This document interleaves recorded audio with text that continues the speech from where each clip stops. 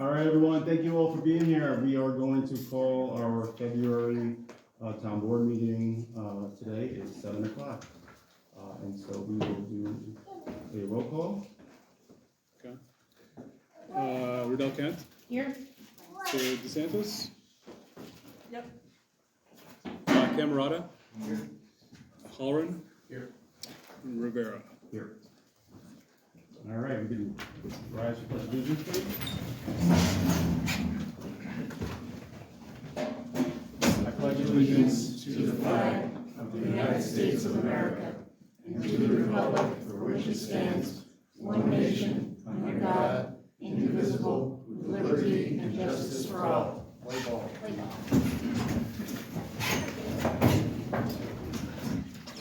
Also, everyone who don't know, this is Chris, who is our one of the members of the duo from Kaufman and Gerhardt. So, thank you both. Thank you for being here.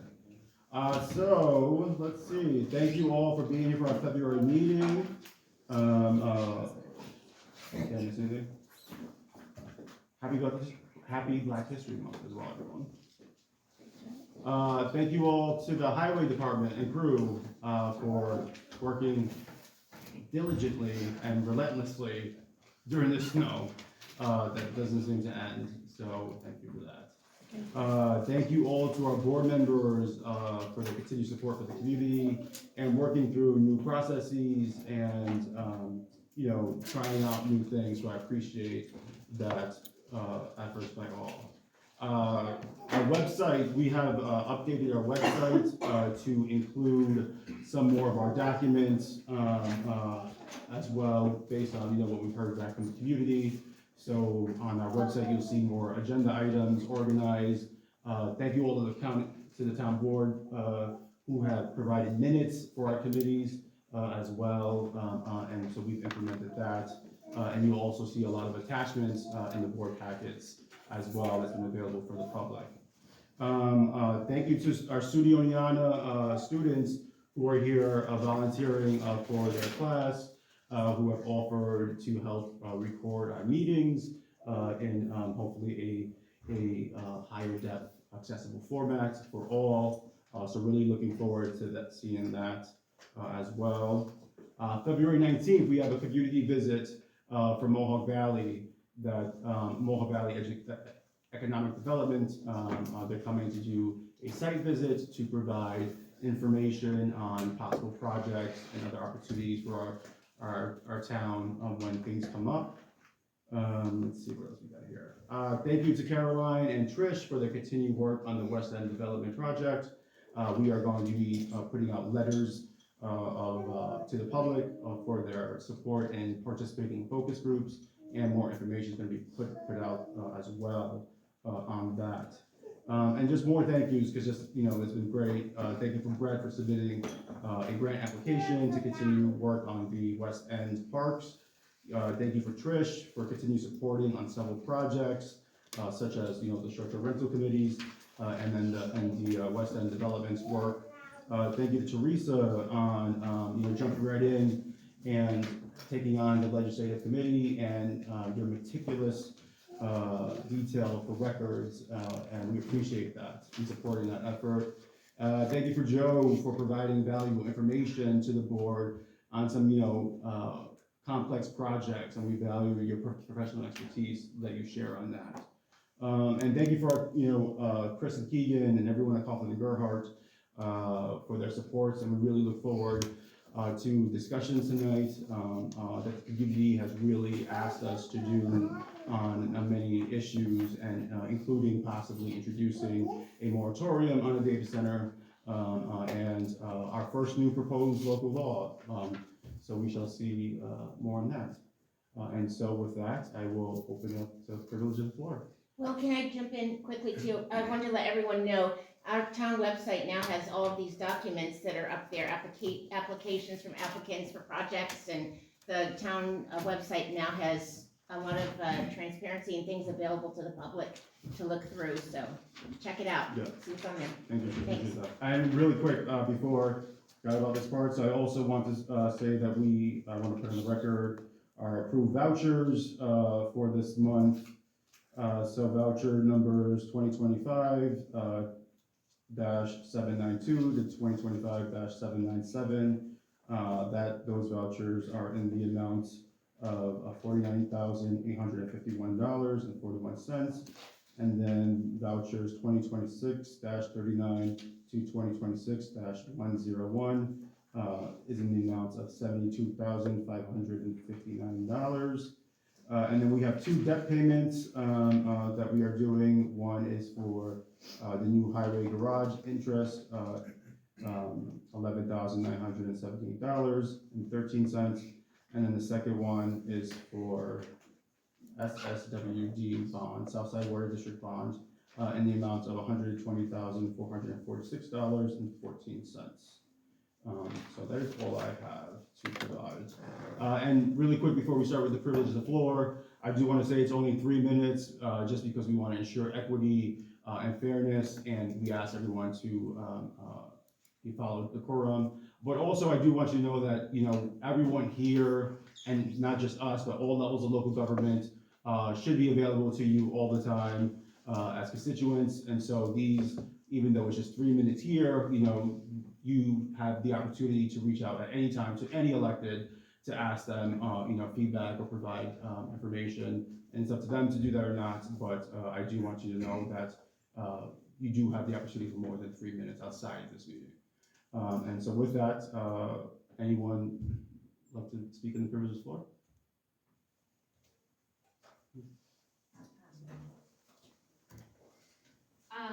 Just many board meetings over the past 9 months. Jody? State your name for the record, please. Yes. Thank you. Okay. Sorry about that. My name is Georgia Smith.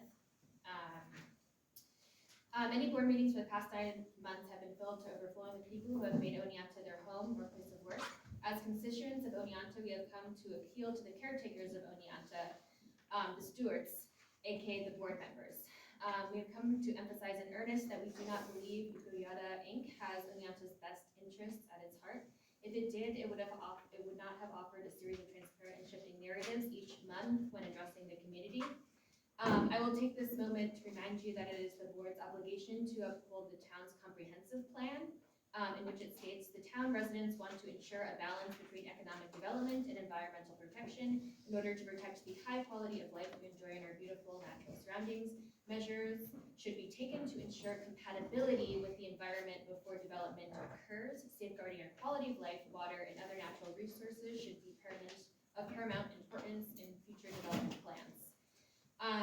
Let us consider how Ikoyota's claims have shifted or been contradicted over time. Their energy usage, as stated in their own documents submitted to the town, have gone from 150 kilowatts per year to 3 million, and now is around 300 kilowatts. Ikoyota claims NYSEG told them initially that their operation would not require electrical grid upgrades. NYSEG has contradicted that claim. Ikoyota claimed that their expertise could be trusted because they already had a running data center in New Jersey, but at the following town board meeting, they said New Jersey project is not yet operational. Ikoyota claims that despite their initial application listing the proposed use as operation of a data center, their business is primarily agricultural in nature. This requires us to believe that the central aim of their business went entirely unmentioned in their initial economic impact summary. And furthermore, if the land is already zoned for agricultural use, why would it need to be rezoned? Ikoyota keeps mentioning their MOU between themselves and SUNY Oneonta. When this was FOIA'd, we saw that hydroponic farming was never mentioned in that agreement and that it only described a collaboration taking place between a data center and the student body. Ikoyota claims that they described their business as a data center in these initial materials on the advice of a now retired code enforcement officer. My partner had contacted that officer and they had denied giving such guidance. During the last meeting, Ikoyota said they had clients lined up to use their servers, yet they did not feel comfortable disclosing those, and they did not list the servers as a revenue source, which I find difficult to believe. I think this is because they wanted to drop the mantle of data center entirely in favor of being an agricultural business, which seems like perhaps it's a convenient fantasy. Ikoyota claims that our energy prices will not rise due to their consumption, that they will protect our air, water, and other through using green technologies, and that they will not expand beyond the current plan. But how can we trust them when they feel so comfortable weaving whatever narrative is most convenient convenient for them at the moment. George, sorry. Okay, that's fine. I just have a petition, that I will be submitting to the board. It has around 680 signatures of people who want a moratorium vote, against data centers. And, these are the documents that I referenced that the town already has. But there's also a physical copy of the petition, so I'll be submitting that in its entirety by the end of the month to the town clerk. But for now, this is just the documents with highlighted information. Thank you, appreciate it. Thank you. Does anyone else have anything else for the floor? Once? Twice? No, all right, well, thank you all. So now I just want to open up the floor for Habitat for Humanity, who wanted a few minutes with the board to talk about some updates regarding the amazing work they do for the community that we are so thankful for, and some other proposals for us to consider. Well, I'm Jerry Blackman, and I'm the president of the board of directors for a local Habitat chapter. We call them affiliates. So it's Habitat for Humanity of Otsego County.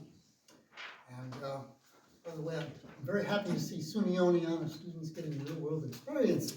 I retired from Oneonta as a faculty member 6 years ago, not in your department, but still good to see you. A few notes here. I'm here to talk about a new state law. Our state support organization, Habitat for Humanity of New York State, promoted this in the state legislature. It was passed last year and the governor signed it. I'll refer to it simply as the Fair Taxation Law. In case it's not obvious on the handout, this law is section 457-A of the Real Property Tax Law, chapter 50-A, article 4, title 2. And I put that at the top of the handout I gave you. My board met last week. I put this idea before them that we should come before the town board. They were fine with me coming here. Let me summarize a little bit what we do. Most people, I would dare say everyone in this room has heard of Habitat for Humanity.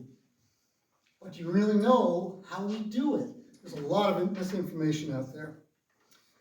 So let me tell you about the mission and our process, and please forgive me if I say things that you already know, because somebody out there doesn't know. We hear this all the time. The goal of Habitat for Humanity itself is simple. Everybody deserves a decent place to live. Everybody in the United States, in the world, we're in 70 countries. This will not happen in my lifetime. But who could disagree with it? How we achieve that goal is the important part. Okay, we build houses, you know that. Our volunteers do the manual labor, and we hire folks with big machines to do the really heavy lifting. And I mean literally heavy lifting. Excavators to dig the basements out, concrete mixers to pour concrete floors into the pits. But the volunteers put the forms together for the concrete and erect the walls on these foundations, put up the sheetrock, do all the stuff that goes into a house. And it costs us in the vicinity of, about $150,000 right now to buy the materials and hire those professionals with the big machines. We make no profit because, well, we're a nonprofit organization. The prices that commercial builders are getting include paying their workers and the profit needed to keep them in business.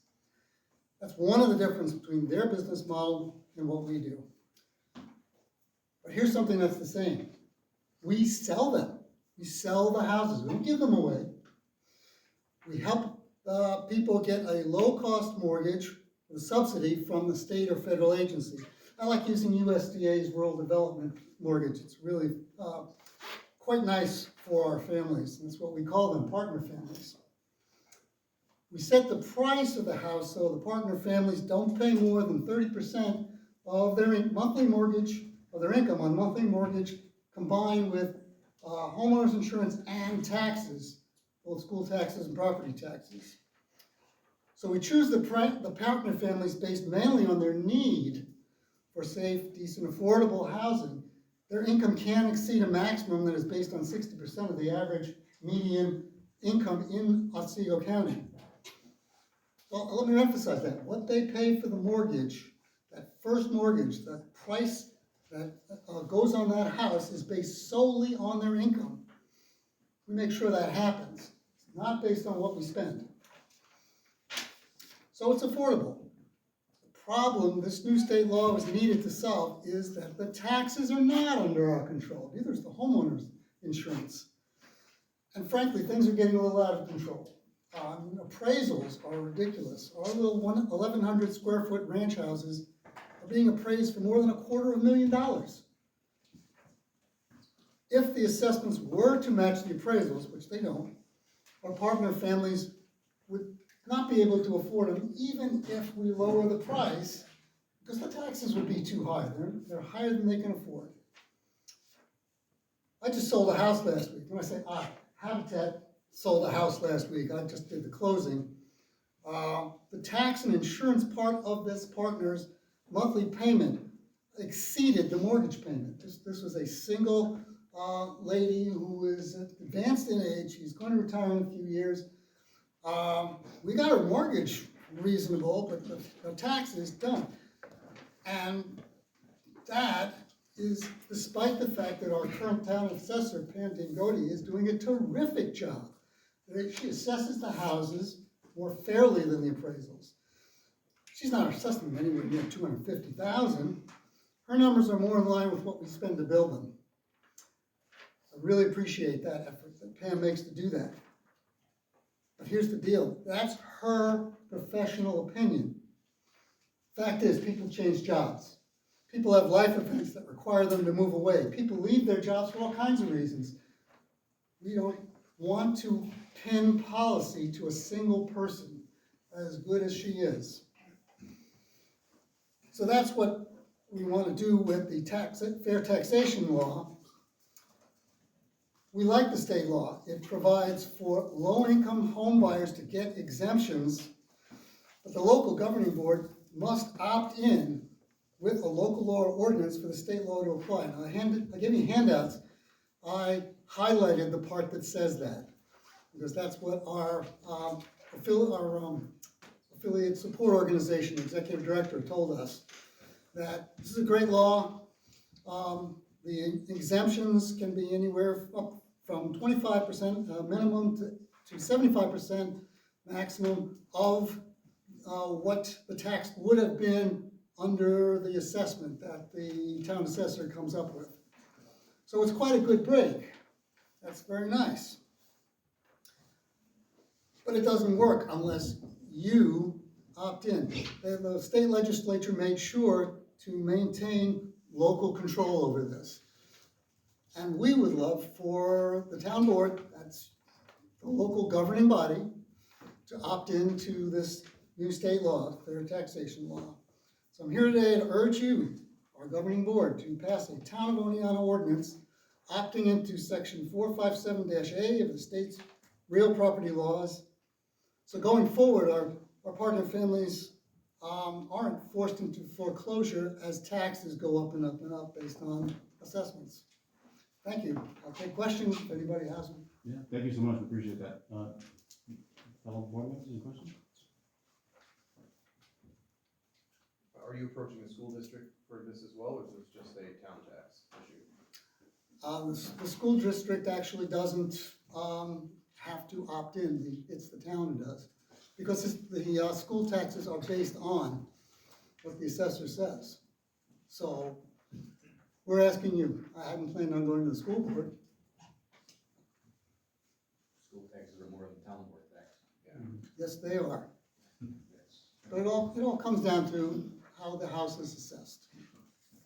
How many houses do you have pending or planning for in the future?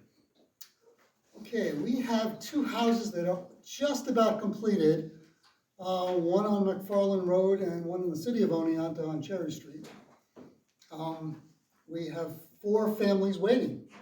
We choose families in advance, so in case they have special needs, we can incorporate them into the house plans before we build it. It's a lot easier to do it on paper than after you've built the walls. So we're planning in the spring to start the first 2 lots on Richards Avenue. Not sure if you know this, when the house blew up on Richards Avenue, The houses on either side were condemned. We bought all 3 lots. And we're gonna put nice new houses on them. So what's the total though in the town?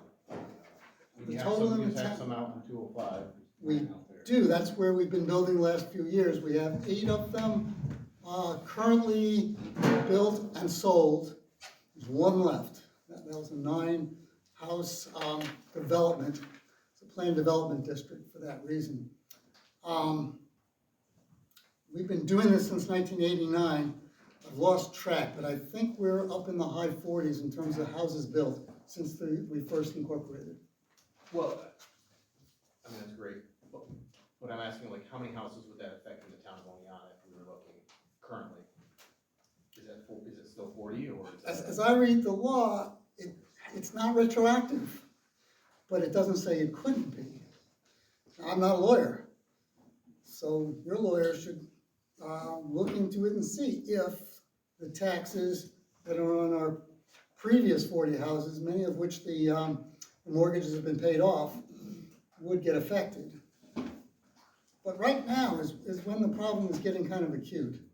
And that's why we want to make sure the families going forward get this break.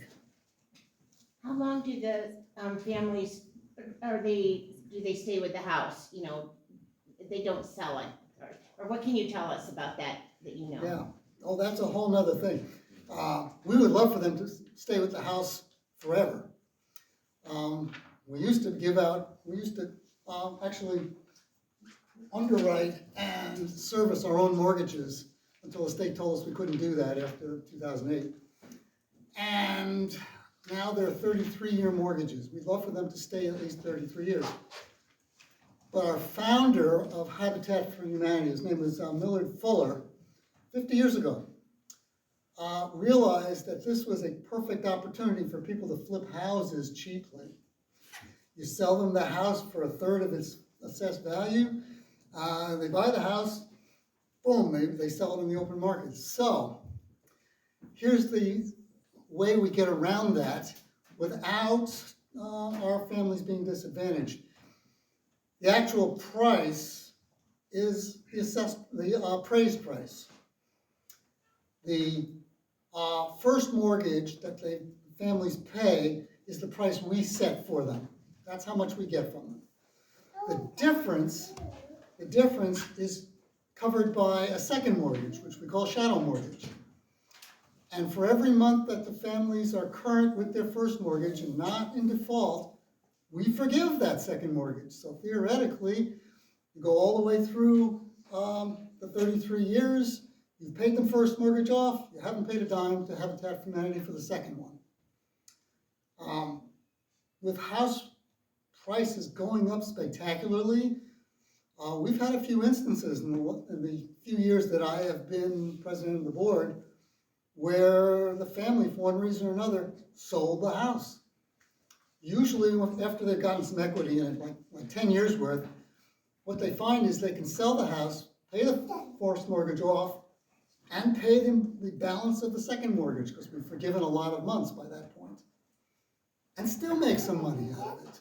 That actually has happened, just because the price they can get for the house is so much more than people were getting, say, 10 years ago or 20 years ago.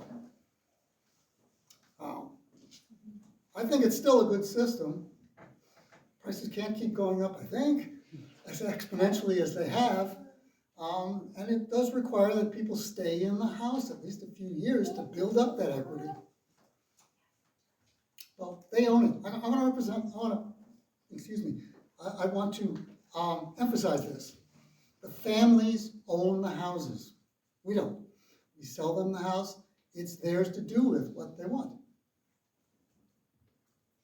Do they also get some sort of maybe guidance in how to be successful with their pathway to home ownership, you know, with their, you know, structuring?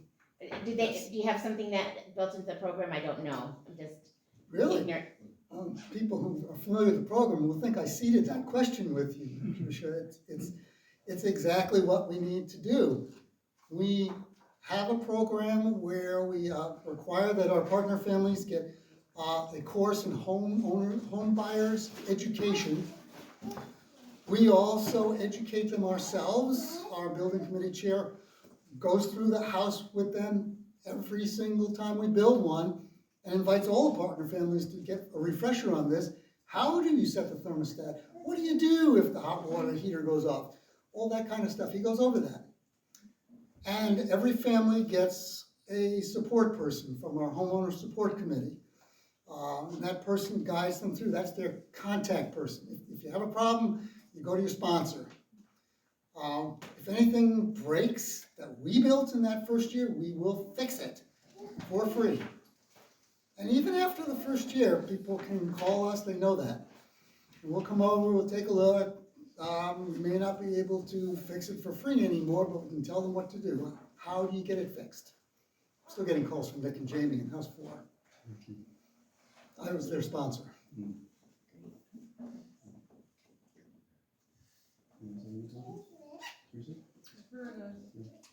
Very nice presentation.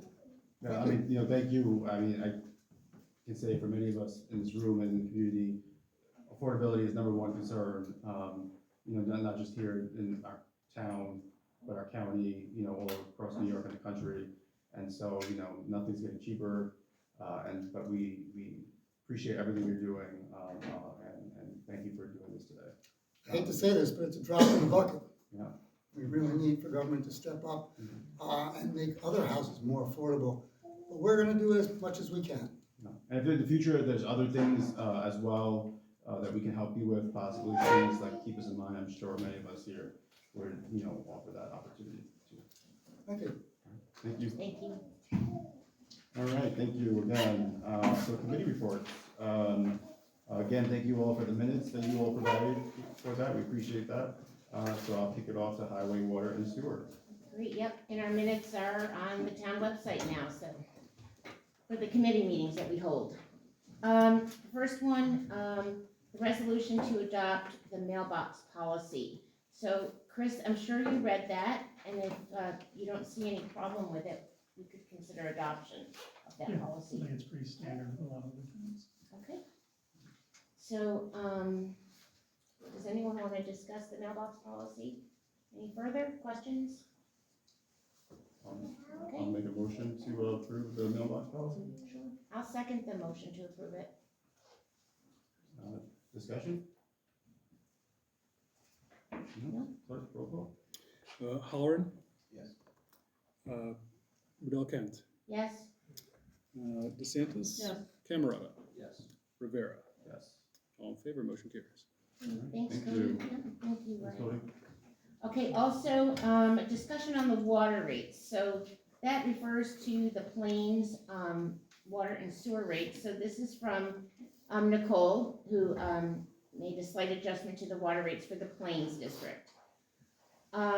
Residential, the minimum water amount for 37,000 gallons will increase from $387 to $405, which results in an annual $18 increase in the minimum, with an overall increase from 0.0115 to 0.0121, which is 0.0006 cents per gallon. That's the increase for the residential homes.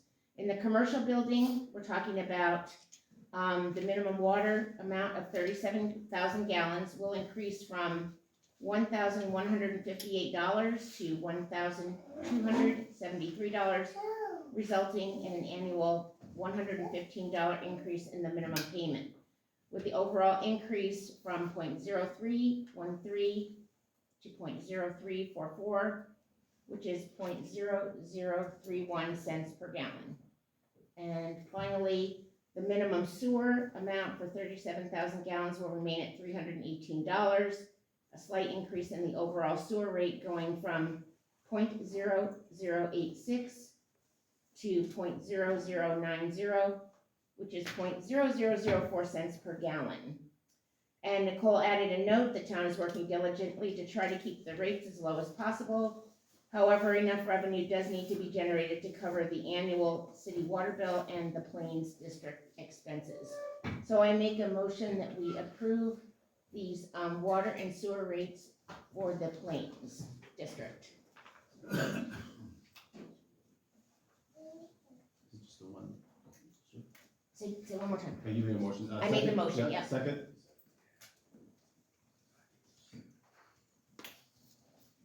Second on her motion on the floor? Thank you, Joe. Discussion? No discussion? All right, clerk, roll call? Halleran? Yes. Riddell Counts? Yes, DeSantis? Yes, Camerata? Yes. Rivera? Yes. All in favor? Motion carries.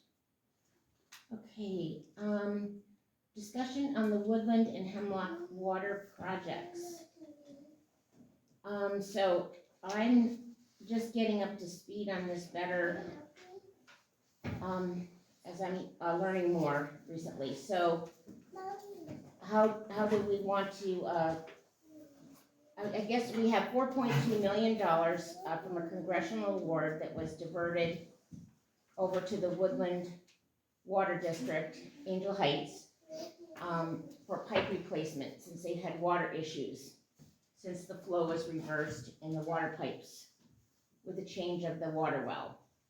And the town has been working so diligently to try to resolve that. And everything we've done, the flushing and, I know Pete Andrews and Jared and Jim, when he was here, everybody worked so diligently. It just is something that is just a chronic problem. So I guess what I'm trying to find out is, we have 4.2 million for this. I guess I just need some clarity on how to move forward, what is actually available to us. I'm trying to get a better understanding. I'll give you an update on that, just that I got today. So both Nicole and I and Tammy Harris from Otsego Planning Department will be meeting tomorrow morning, regarding the award of $1 million that we received from the county on, bringing, housing units, into, that part of town. So we're gonna learn more about that process tomorrow. But regarding the 4.2 whatever million congressional award, so we have not been able to get access to that information, because the HUD website is apparently says that it's down because of staffing, because of cuts. And I have emailed and called, and no one has responded, and don't even know if anyone's even working within HUD at the moment. And so I reached out to Congressman Josh Riley's office, and they are looking into that for us to see if we can get answers on that, so we can start planning next steps. One, making sure that we are following all the protocols before we start spending money, because it's a reimbursable grant. It's not, you don't get 4 million right here. And two, to make sure that 4 million is still there, because we don't know the status of that. So potentially, it's just, So we're not even sure it's still there. It is, they said it will be there till you use it. I marked it, so the 4.2 million, and the 4.2 million is a materials only, draw. So that's what's gonna cover the cost of materials. Not engineering and so forth. shouldn't that be a shortfall for, the Well, the total project was gonna be 6.6 million, Mhm. so that was the materials portion, of the project. Trish, what needs to happen is you need to put out a request for, qualifications, for engineering firms, and then follow it up with a request for proposals. Those need to go out in that order, in order for, engineering firms to provide their qualifications, so that's necessary as part of the grant, structure, that they're qualified in that type of work. So that's the first thing we have to do.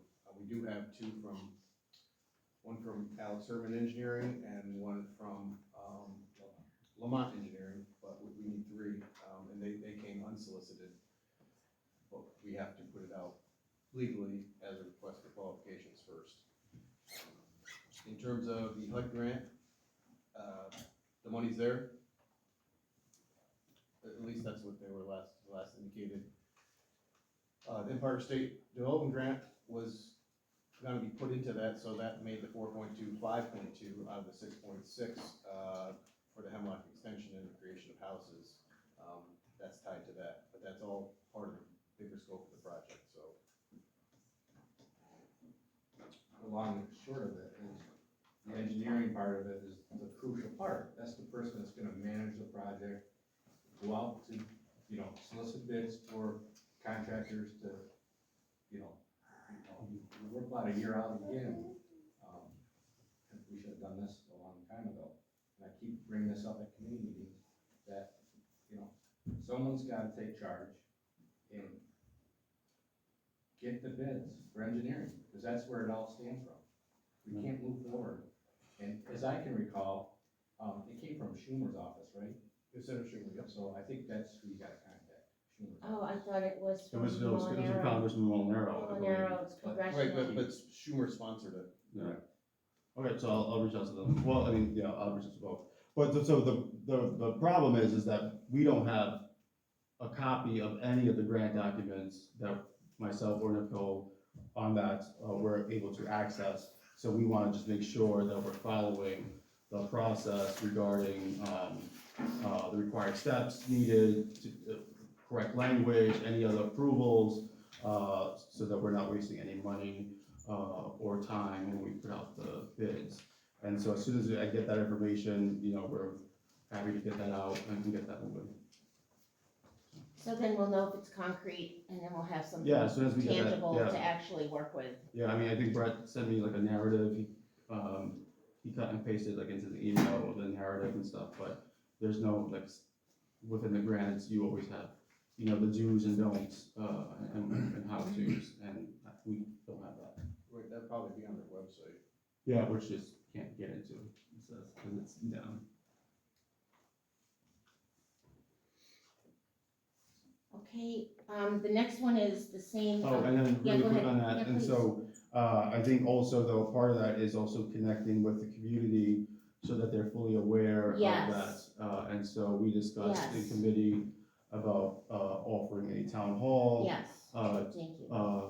For all the residents over there to ask any questions, on that project. So once we have that information, we'll be rolling that out. And there's also was a question about,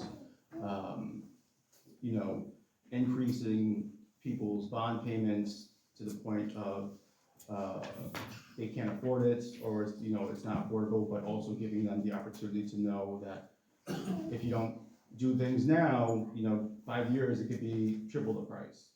And so just giving everyone the information to hear from the board members and other relevant experts that will work on the project, on how to move so everyone has the information there. Joe? There again, that's part of the engineer's job responsibility for the map plan review. And during that process, he conducts, along with us, a public hearing so we can hear the residents. So that's all part of that package. Yeah.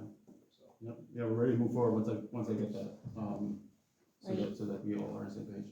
And my understanding is Angel Heights currently does not have a bond repayment because it was, the pipes were put in by the developer. So this would be something new that they would be seeing, and yeah, they should be informed, so.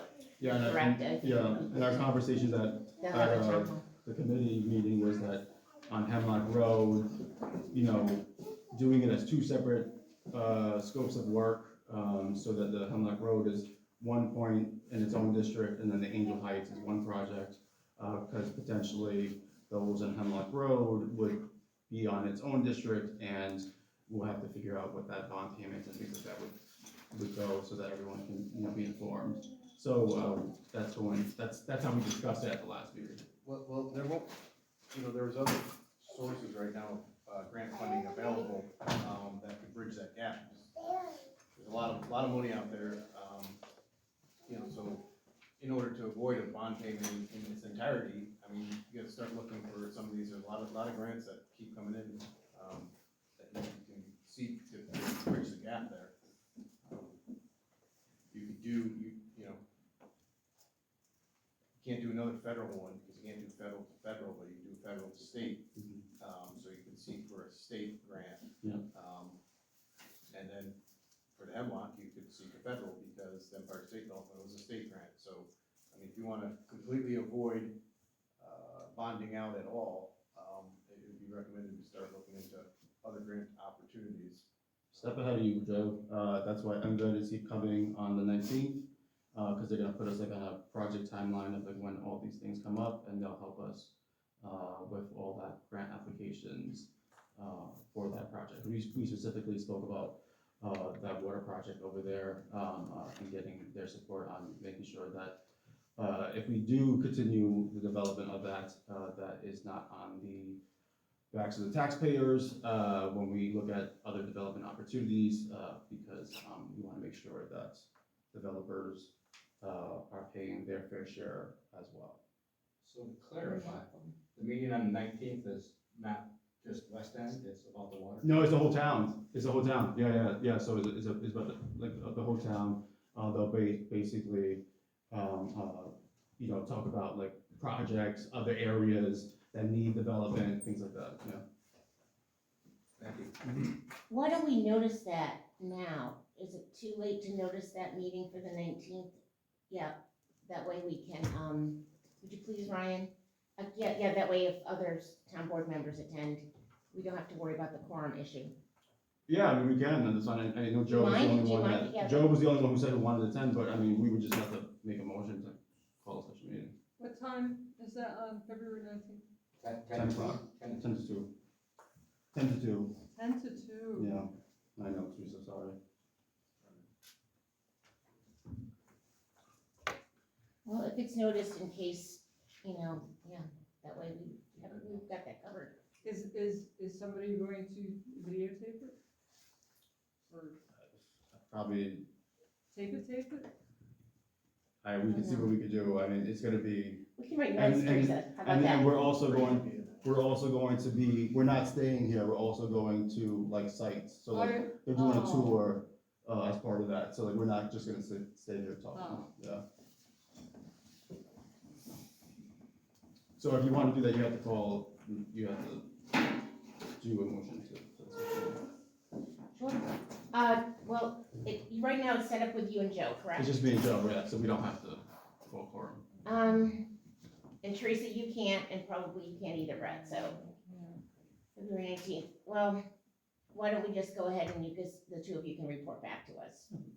Sounds great. That's good, Joe? So yeah, I'm not gonna make a motion for a special meeting. Thank you. Okay. Let's see. We did items of, how about the discussion on the MOU? Okay, so, go ahead. Was the water district stuff that, Jerry needed though? Was that the? No, because we don't have anything yet, he's obtaining. Okay, I just wanna make sure that we Yeah, missed that. he is obtaining estimates, right. So, let's see, let's go to, approve the, revised 2026 highway employee MOU for the final vote.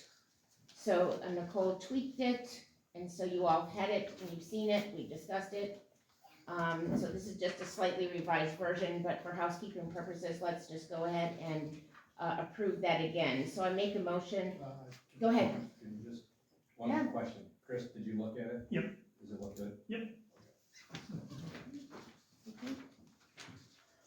Great, so I make, Sorry about yeah, that. no, that's okay, that's what, we wanna make sure we have everything correct with the attorneys. So I make a motion that we approve the, 2026 highway employee MOU. Second?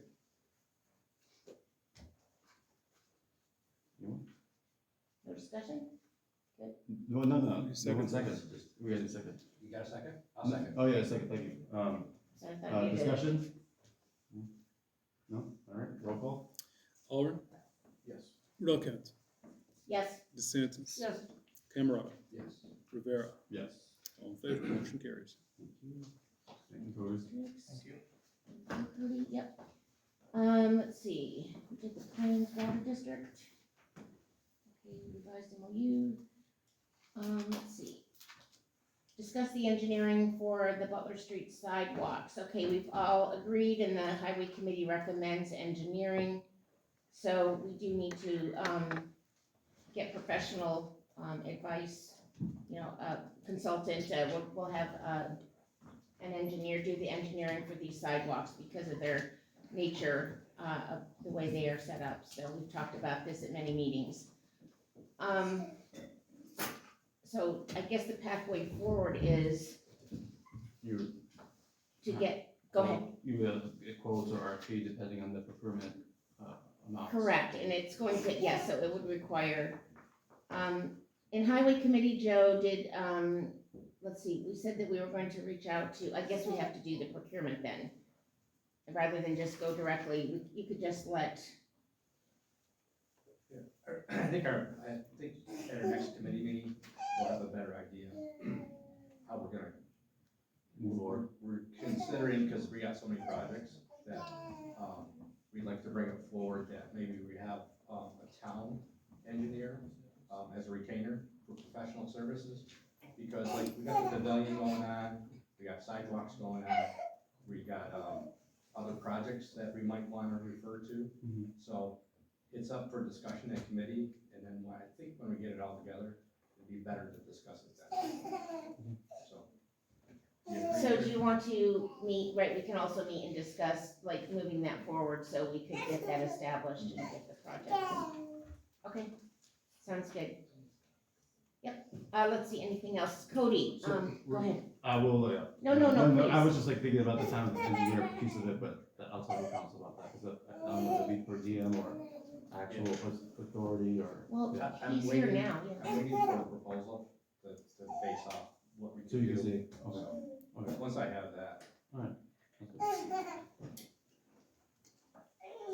Let's see, also, we talked a little bit about, Cody's anxious to, well, not anxious, but you're looking at, doing some work on the roads, and you were, asking questions about the tree trimming, on the properties, so you can open up the canopy over the road, so we have the attorney here. Do you wanna say anything now, just to get it started, and then you can communicate with Chris? Yeah, I can communicate with them, at a later date, but, my main concern is to address the problem we have with one of our roads, the canopy overhangs. In order to get that all back and cleared, we would have to access some private property, in order to cut those trees. So I just need to know some steps we can take to address that, and see if we can move forward with anything like that. So the best way, I guess, that Cody could reach out to you, and, Can I give him my card? Yeah, he gave me his card, I can email and call him, great. we can move forward with that. Thank you, just wanna make sure we do everything right. Cody, do you have anything else from the highway committee from your end that you wanna share? Not at this time, no. Joe? No, nothing else? Trish, I had a question, what's the status with the, water quality improvement grants for the culverts? Have you made any progress or decisions on how you're gonna handle that, or? Well, they're underway, you mean for the culvert projects? Correct. Yeah, Barton would do this, yep. Do you, I don't know anything else, wait, DNL, you're talking about the Blanchard, No, that's Bridge, New York, You talking about the Okay. street? and that's, I'm talking about, the water quality improvement grant. correct, for East East Street, Street. Butler, and, what's that, Jefferson Extension? Nothing's moved forward on my end. Is this something, Brett, that you, want to, bring forward for the next committee? How do you wanna handle that? I mean, Well, that's 'cause, not me to handle right. no, but I mean, something that you've had underway and in the works, or? The money's there, those, and you're aware, we had those discussions that, they're 80% grants, which means 20% match for us. However, our 20% match, Cody believes he could probably do it for less, in maybe one of the cases, but you can decide how you wanna go about it, Is that like an actual award we already have, or something to apply for in the future? We have those awards, we have, Yeah. I mean, this is literally the first time I'm hearing about it, so, I wrote that I could, down on that sheet when I gave you all the different things we had. yeah, the one that I said I never got the picture of because the text didn't go. What? Get the email either? Mhm. Well, check the minutes, Brett did it last year about this time, Okay. I think, March, it was, No, that's good to know. I mean, I'll look Yeah, into it check and, the minutes. and see where we're going with that. But also that could be something that we can talk with the town engineer as well, to help assist with that, if, that ever goes through. And, but I will look into all of that and give the board all that information. So the money's there, and those culverts are quickly failing. So, And I'm not sure which one you were talking about, East Street, you was one you probably had your eye on for the town to do. that was That's the the worst. one that, it's in real bad shape. It's actually collapsing. Jason did a repair on it already, but by spring, we're probably gonna have some more trouble there. So it's something that needs to be dealt with urgent. So the money that, well, let's just follow through real quick, the money that was gonna go to that, did Lamont apply for that grant, I think? Correct. She put it in. Yep. Were we tied to doing engineering with her due to the fact she submitted that grant? There's no binding, so, Well, she of course wants us to go through Lamont because then they get their engineering fees. However, our 20% that we'd be paying on her, based on our estimate, I think it was $320,000 or 20% was gonna be like $80,000. If we're just throwing out math, probably incorrect, but, we believe we can do that for less than $80,000. That being said, it wouldn't behoove us to, but they said we could, and if you remember discussions, we could do in-kind work for that money as well as expense back, highway department's time towards that grant, so we could be basically reimbursed for them doing the work. And if there's equipment they need, it could be rolled into that grant, which if there's a way to find out equipment that we need that we could share on other jobs or other culverts, that's a method of paying for it or getting the grant to pay for that equipment that we could, we'll end up getting to keep. So, Brett, when were you awarded this? Do you know? not offhand, last you think during last, It's about this time Last last year. year, because I remember, Brett being happy in the meeting because he got the grant. So it was about this time last year. I think it's March grants. That's March that was my happy finish. hey, they have to. Yeah, you get a lot of work on that, so. Cody or Joe, anything, or Brett or Teresa? Anything else? Nothing else? Going? Okay, so, let's see, and as always, you did that at the start of the meeting, thank you to the highway employees on behalf of the board and the community for taking care of the roads, and thanks for all you do. We know you have a lot of work going along all this winter. The weather's not been a great winter, so thank you all. I guess there's nothing else. Public safety? So I'll copy that. So public safety, there was a court enforcement update, that was attached to the report, for Clinton. And so constable vehicle updates, Jeff has his vehicle, his new vehicle, which has been doing great. And then I sent to the board, some emergency services training, that I think we all can do online, and there's possibly going to be more submitted, via an in-person event. So hoping to see if the Otsego Emergency Services will do that soon for us, preferably after hours, because many people that were in the meeting are elected, and so, after hours will be better for the schedule. And so that is my public safety report. There's one addition to that. A well-known address, 104 Angel, finally, as of yesterday, maybe this morning, is vacated. For those of you aware, that's been a problem house in the town of Oneonta for 6+ years now. Some new owners, had been squatted in for almost 6 years. And it was a long process, obviously, very long process, but yesterday was the day of the actual court-ordered eviction. The sheriff's department was there, Jeff, our constable, was there, assisting. He's been there. It's probably been the #1 most visited house by both Otsego County Sheriff's Department and our state police and our constable in the town of Oneonta, and hopefully that has now come to an end. I think the neighborhood and or all of Angel Heights is ecstatic that that is one less thing to worry about. Now they just have to worry about their pipes. So one thing out there, I guess you would say. So that's Well, to many, may not be a big thing, but if you lived in a neighborhood, it was definitely a big relief to see that finally chapter closed.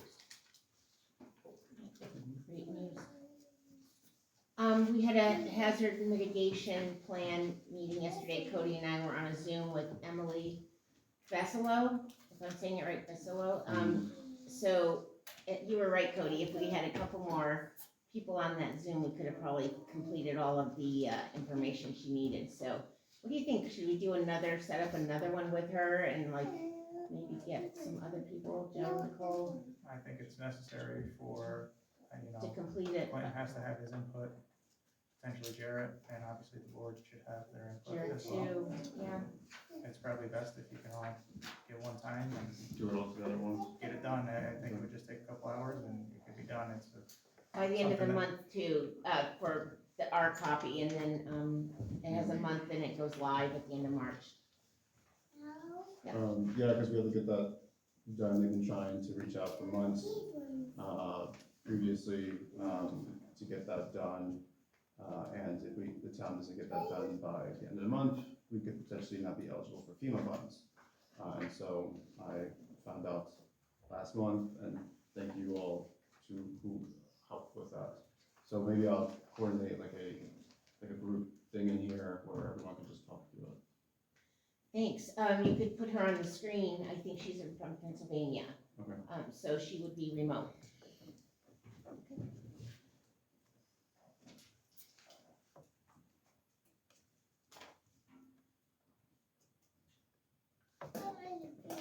Legislative meeting, minutes? I just got one thing. Yeah, but, I really like this report from Clinton. This is really helpful. oh, good, thank you, okay. You know, it keeps us up to date what's going on. There's just one question I have for Chris. Did you look at it by any chance? Is there any information that should not be on these reports for confidentiality? Is the only concern I have. Oh, no, that was the, application piece, but not that. Because this is posted online too, right? Right, so I'm not sure if I saw that one yet. Okay. Would you like this one? I can take a look now. Okay. Yeah, Clay and I, worked on this update so that everyone was aware of it, so. But yeah, you can just talk about that. Sure. Anything else? No? All right, Teresa, it's all yours. We covered a lot of ground in legislative committee. The agenda was 2 pages long, and I think we went for an hour and a half. So I made detailed minutes. They are online, if anybody wants to read in detail. I'll try to keep it short. Tried to divide things up. So I put from the legislative chair. One of my passions is town record keeping, including laws and minutes. And I noticed on our town website and the E-code, the town's E-code, which is, there's a link from the website, that the laws only go back to 2006, and then there was nothing before that. So I already started working on getting laws up to the town's website. Department of State has some of our town laws back to 1998, so I'm working on the low-hanging fruit first. They've already got them scanned in as PDFs, 98 to 06, and then Ryan and I, town clerk, are gonna meet on Friday and try and just get a feel for what's left in the records room, see how the rest of the laws are they bound, are they in binders, and try and just rough idea, game plan of scanning, and so they're OCR readable, because the E-code is wonderful for as a database, and it is completely searchable. And second item on that, this is recommended by Office of the State Controller and Association of Towns during the training I went to in Corning. Work on locating, organizing, and updating the town's policies and procedures. So that's something that I'll be working with Nicole, and as we get that massive policies and procedures, put together. The ones that we were supposed to have done, we will, forward, through the legislative committee to the town board to take a look at. And there's also recommended policies and procedures. So we'll just do it bit by bit and work through it. And, next item was, review the proposed local law number 1 of 2026. Creating chapter 65, the town code professional consultation fees, which was presented to us by our new town attorney. And we came back on that saying,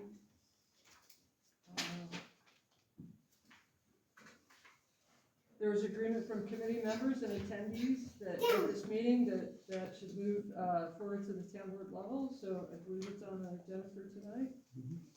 And then our other items.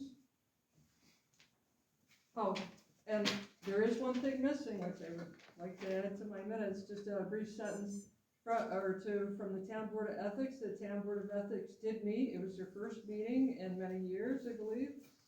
And they produced some brief minutes. One of the items in their minutes was recommendation to the town board to adopt the model code of ethics for local governments. That's the model code from the OSC.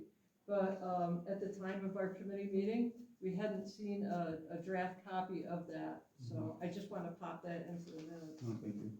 So, and then in our legislative committee, we also took a brief look at the request from the Oneonta veteran for local law regarding amend the real property tax law for real property tax exemption for veterans that have a 100% service-connected disability, and also Habitat for Humanity.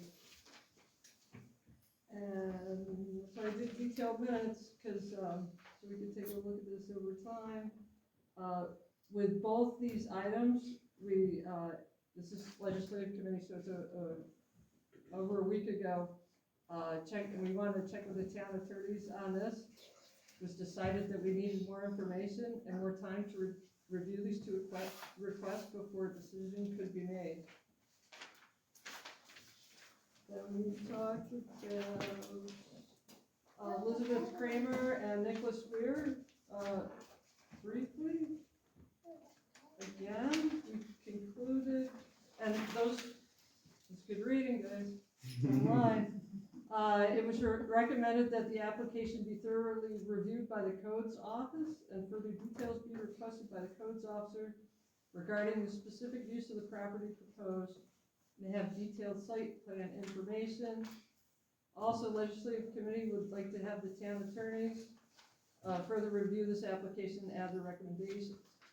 And we didn't have it in front of us in the meeting, but I did go through planning board minutes from last year, and I made an insert of the planning board's discussion of that application. So since we're talking about it, Oh, hold on one second, let her finish and then we can go. Keep Oh, going. okay, yeah, I'll just whisk through this, because next item is short-term rental task force, and I'm just gonna mention, we did get going, we just had a meeting. Was that last night? Yesterday, so The yeah, night- I'll the days and update on nights that were- too. Right, so Sounds good. Trish will take care of the update on that, so we did get going with that. And we're almost The nights are done. running together, Teresa. That's right, I know I'm always in a meeting. So, and then we did have an item from a citizen, I believe he's here, Mr. Dave Kane, reminded the town that, he had presented in the past a petition, regarding, regulation of campgrounds in the town. He's asking us to consider revision of the watershed overlay district law, and add a section perhaps prohibiting the establishment of campgrounds within the watershed overlay district. He also mentioned perhaps considering prohibiting or regulating other high-intensity uses in watershed overlay district. He recommended that the legislative committee and the town board review, and town attorney, right? Review the watershed overlay district law and consider those above proposed considerations. And he did also ask about, and this is, what happens when, documents are submitted to the town through any of the boards, from citizens? How are the documents retained? And, what is retention time? So that's something, we should be looking at, in the coming months, I'm sure. Anything further, Teresa? No. Thank you so much, for your detail, minutes, we really appreciate it, and it's a lot of work. I and so- like writing minutes. No, it's so helpful. It's hard to do them so quickly, but Yeah. it's good to do them. Great attention to Thank you. detail. I So, also- hold on, yeah, just we'll go through the list, sorry. So then now I just want to give the floor to, Chris regarding any discussion on, other legislative applications. So, as we discussed, I think this was January 29 For the, for the memorandum. yeah, whenever we have our convening. Moratorium, sorry, Yeah. yep, so I think it was around then. So when we discussed that in that meeting, we talked about putting together a draft, version of the law. So we have that here, and I can pass copies down, and also with that is a draft resolution introducing it. All that resolution introducing it is if you decide to move forward with it, this just provides the opportunity to set it up for a specific date to have a public hearing where you can have further discussion. So let me, for me, just to clarify this, this is you're proposing a resolution introducing This a proposed local law that says affecting a temporary moratorium on the development, construction, and operation of data centers within the town of Oneonta. So if you wanna pass that down. Chris, do you have enough copy with it? I should have enough copies. Let me know if I don't have enough here. Thank you. I think Teresa. I got it. Oh, Yep. I think everyone- No. Ryan, do you want to be recorded? Electronics best. Have it. Thank you. So if you want to talk further on that, go ahead, please. Sure, so the general idea is, the moratorium creates and it's written right now, so obviously this can't be changed, but right now it's set for a 1-year prohibition on the construction, operation, and establishment of data centers.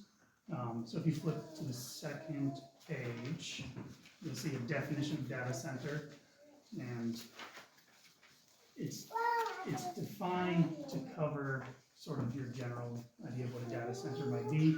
But like we discussed in that meeting, there are certain exceptions, being for health, medical services operating pursuant to a municipal certificate of need, educational services for a municipality or political subdivision, functions of government for a municipality or political subdivision, and then for data center facilities that will annually consume or be projected to consume less than a specific kilowatt of hours of power, and that is currently left blank.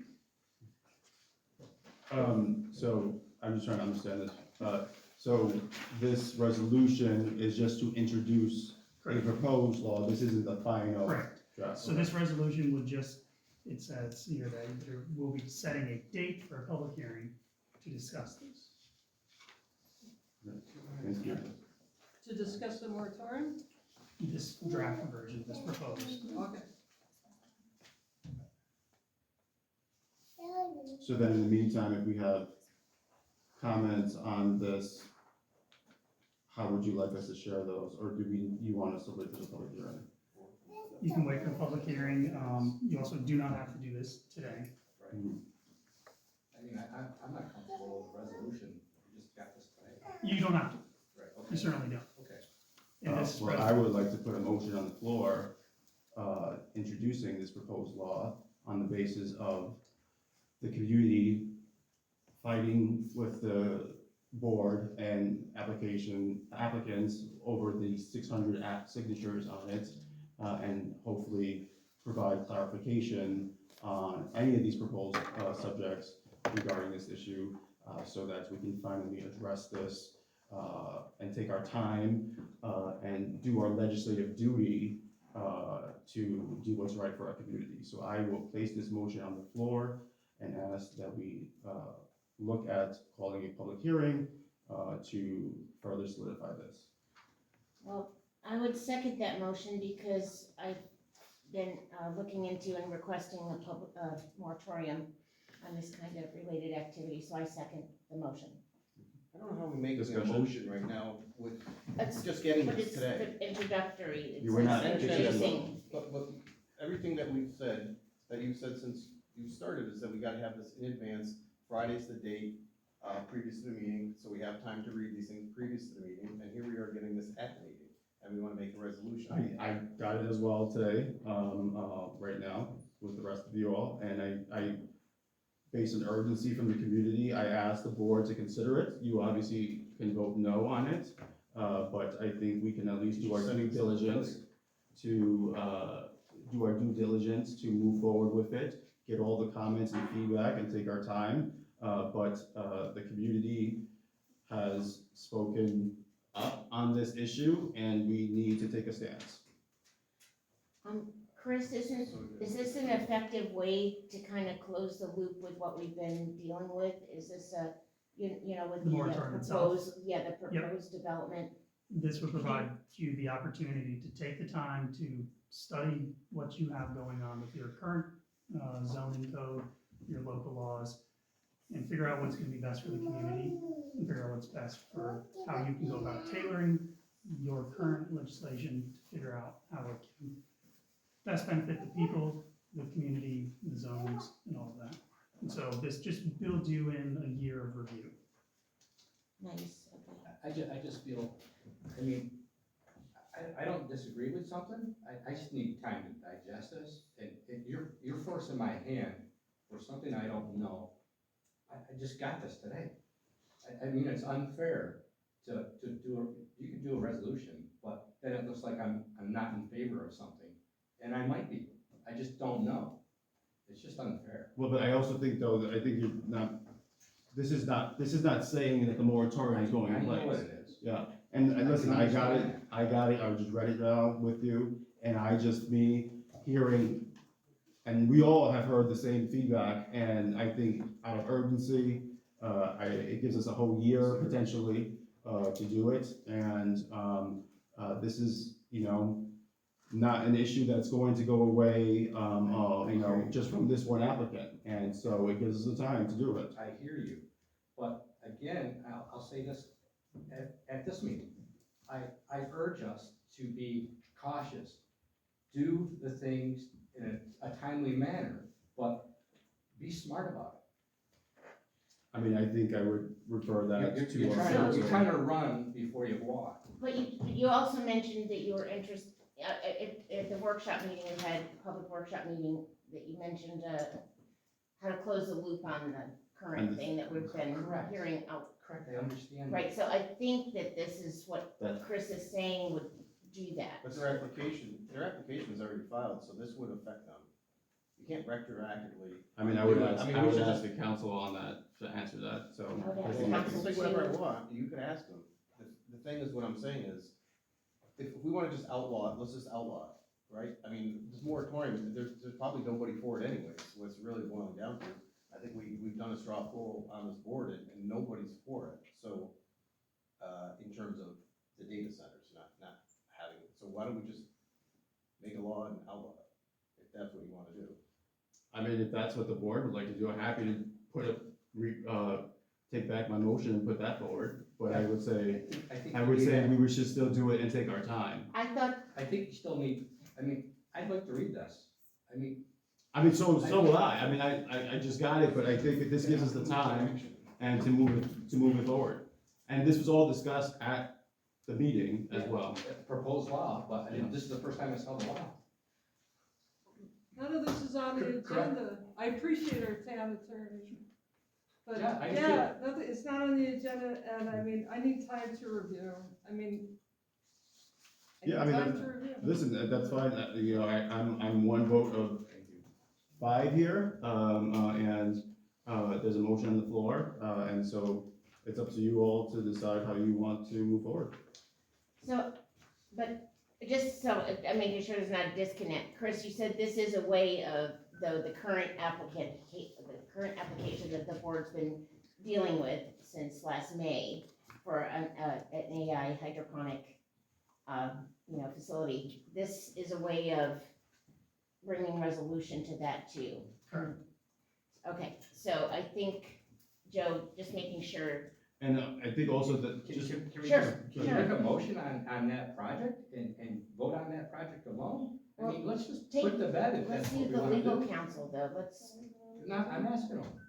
yeah, I mean, Chris? So can you repeat the question? So, that's a separate issue. If you have an applicant in front of you, can't we just vote on, we deny the special, the request for a zoning change? Is it done? Legislatively, you could, but this is a means for you to take your time and evaluate the big picture of it all. Yeah, just deal, we have an applicant in front of us. I think it's a disservice to just, I mean, Oh, we're gonna- I think that's what you're confusing is that I'm not, this is not focusing on the application. This is only focusing on data centers it and puts that that's, application on hold, right? I would ask him. Yeah, I think right. just puts it on hold, correct? Why put it on hold? Just take a vote the way you wanna vote and be done with it. And if you wanna look at this law, that's fine. But we gotta have some time on this. I mean, this is just recommended by Chris now. I mean, I'm happy to, the motion on the floor, we can That's do a fine. roll call. In a and just do- second, let's go. I did second, but Okay. where did we, Then Brian's gonna call the roll, that's all. For discussions. Any further discussion, Teresa? and it also, I'll add further discussion. It probably is a boilerplate. I haven't, gone through this either. It's probably a boilerplate moratorium. Yeah, it's very similar to what a lot of other towns do for data centers. The main difference is from what the discussion was based on certain exceptions, the ones I read off. Well, I'm gonna stay with my second that I made because, I felt like this is the way to move forward for a long time, so thank you for the draft. Okay, so I just wanted to say that. Just confirm, anyone else, any discussion? Nothing? No? Roll call? Howard, No. Railkant, Yes, DeSantis, no, Camerata, No. Rivera. Yes. Motion Thank does you not all. carry.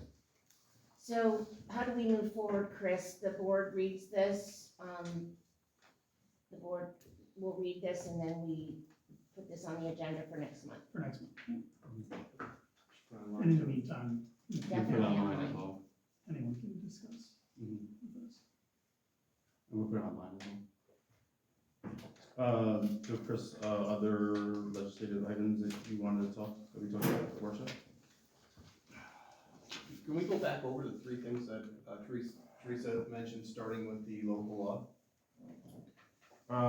Yes, well, let him finish his list and then we'll go back to. So other than that, it was just the professional consulting services.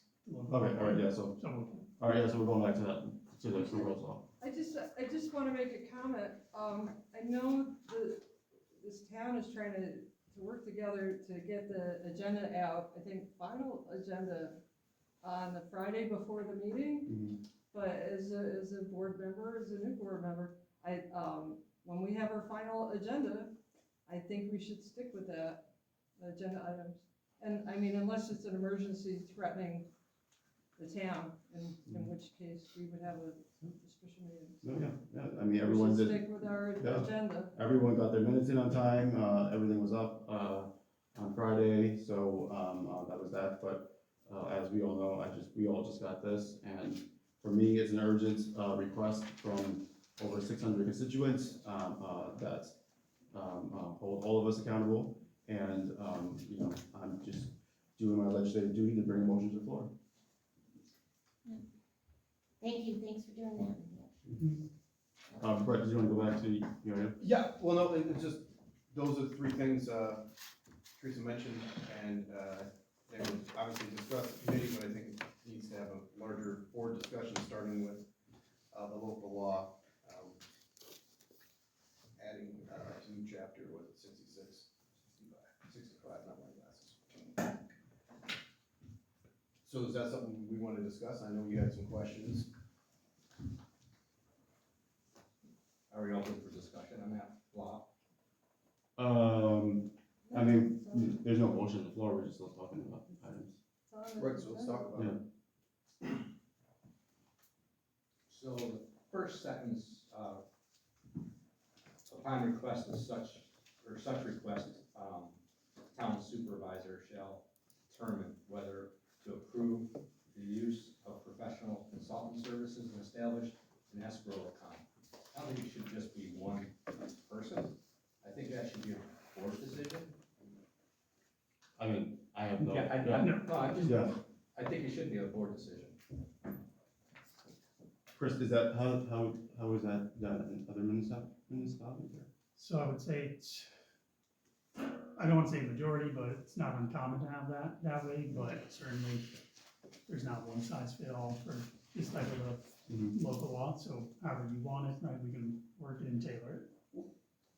My concern would be that, you know, if it's just one person, and I'm not saying, will you do this, so I'm not putting. No, I mean, obviously, I had nothing to do with that, yeah, but so go ahead. But, you know, if someone is personally against the project, then they can say, well, we can help this project not happen by assessing them that, you know, so, I think a broader board decision might be important, and I think we have to have a little more wording about what would trigger, what is the trigger for that? You know, a guy wants to build a house, and you say, well, we need to hire professional consultation on behalf of the town, and you gotta put in X amount to this retainer amount, you know, that might just stifle, and they say, forget it, I don't do it, I'm not doing it. So how are we gonna decipher, you know, the Habitat project, you can say, well, that's more than one house, that's gonna, they're potentially doing 3, you're gonna have to go on and put a retainer with the town, and they're gonna, do a study, or do whatever professional consultation necessary to see if that can fit in that neighborhood, this, that, the other thing, and that might be too much for, their project. So how do we, I agree that it's necessary, because we've had instances where it was necessary, and we have used it in the past. However, how, since we're doing this now legislatively, how can we better draft that? So right now it's a may, it's not a shall, but we can further revise it, we can have specifics on how you wanna do it. We can change it to have more definition versus it being, if you're thinking this is a little too vague right now, we can change it to have a better defined set of qualifications that would force someone to fall into this. Right, like, I mean, I'm just afraid that smaller projects somehow get tripped up by this, and, you know, we want people, encourage people to invest in our community, obviously in the right way, however, we don't wanna, you know, scare them away right off the bat, which could happen. So if that's something you wanna change, you know, we certainly can. I'll look into it, I don't know. That's what, we can come up with some language, change it, circulate it, you know, and go through it again. Alright, otherwise, did you see anything else? It looks good, it looks.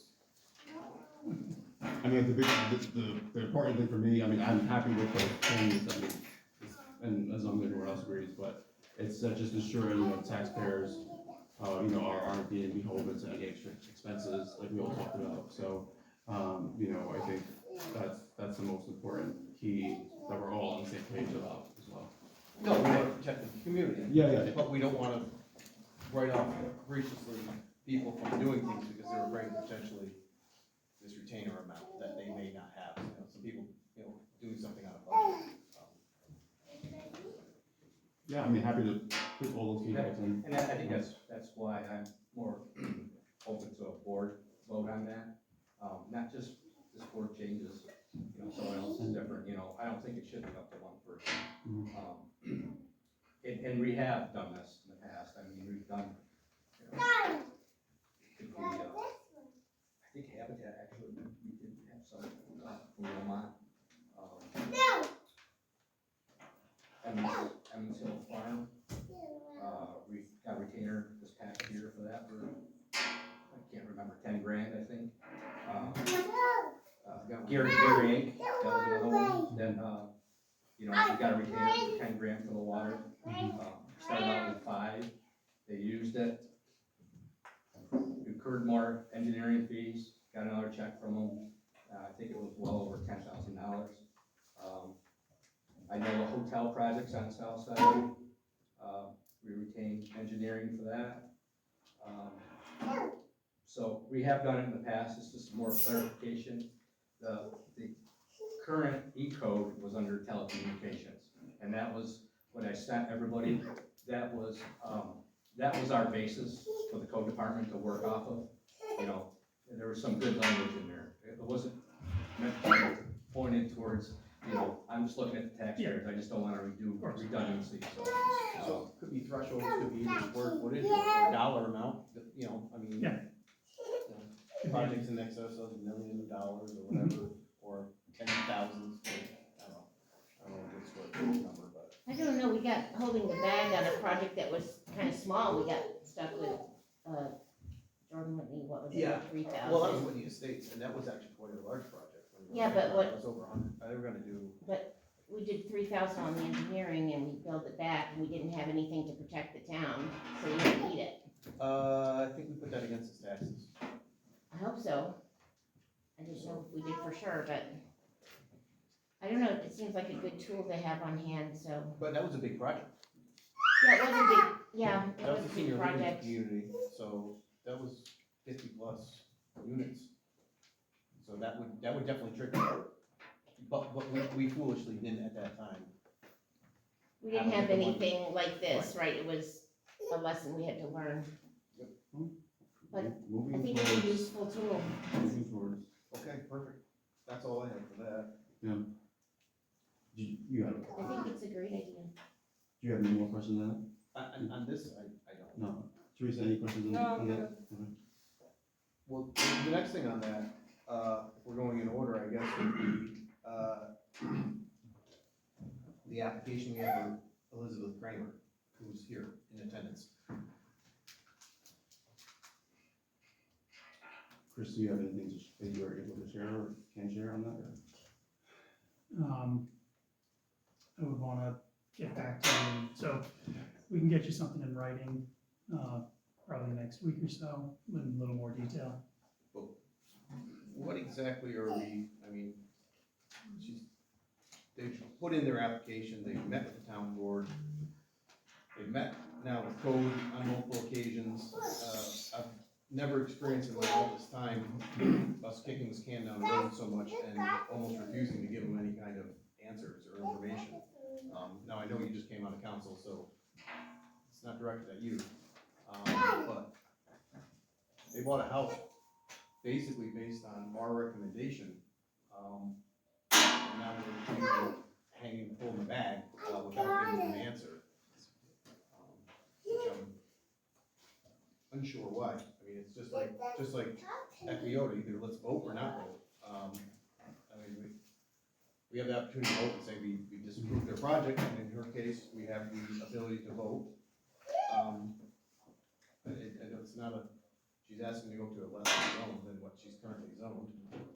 I'm just not really sure what the hang up is, and I'm sure they're waiting as well, patiently, at best. Yeah, I mean, so two things for me on that or anything is like, as I said before, we are all legislators, if people are asking for law changes, and one, you are allowed to take as much time as you need to do that, and two, the board, previous board, you know, essentially told someone, possibly that they can buy a property without further approval of it officially.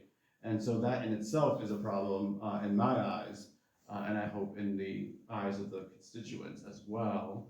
But I would say that, you know, hopefully Chris can provide us that feedback as what next steps is. We had talked about this in workshop meeting, and we were waiting on that. And I do believe there was several emails back and forth of them changing their projects within this past week, and so, the last one was maybe this morning, or yesterday morning, and so I don't even know if a plan was even reviewed that yet, but there was some back and forth on what they needed to do or not do. Can you just explain what the problem is? I mean, Joe, Trish, and I all sat there and met with them on multiple occasions. They simply wanted to know if they bought the property, if this was a possibility, and we said, yeah, based on the information we have. would be, I mean, that, they were doing their due diligence. They did their due diligence in every way, shape, or form. So that's where I'm confused. I mean, more so than most people. So that's where I'm just asking where the problem is in that. And they did do their due diligence, but also I felt like the lack of legal representation, we didn't really have eyes on it, but now we do, so that was something that was absent from the, And they were looking at it, I believe, I'm not gonna speak for them, but then there were several emails this week of changes, so I don't know if that changed what they were working on, they being the attorney for the towns, as well, I don't know what they were doing. Generally, we act on the application. Right? I mean, the application's the application. They did change, I saw the email, they did change it, but from what I understand, they want to revert still back to an RA 40. The zoning change hasn't changed, it's just the direction of the property has changed. They want to do a special use permit for short-term rentals on a house they currently bought and live in, correct? Yes. So, I mean, I think it's just straightforward, I think, but it looks obvious that we don't want to do any zone changes, to me. So, I would like to see it pass muster with the code office and attorney, and then I would go along and support it. But for me, I just want those steps to be completed. what would you support? You just said you support what? If it passes muster with the attorney and the code office, once those things are complete. Well, what do you consider mustard? Well, once it completes the process, because What's wrong with having the attorney take a look at it? No, there's nothing wrong. that would be very helpful. So we'll get on that and send you an email and put it in writing. Yeah, it would be nice, to resolve it, yeah. And there was a change, Then we're I don't thinking- think Clint has provided any feedback on the last email that we received, so, if you all wanna coordinate, just let me know, and I'll have it all.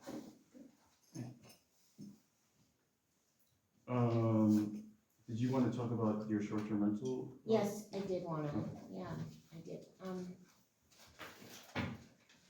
so, we just met the core committee just briefly yesterday, we were able to get a meeting in.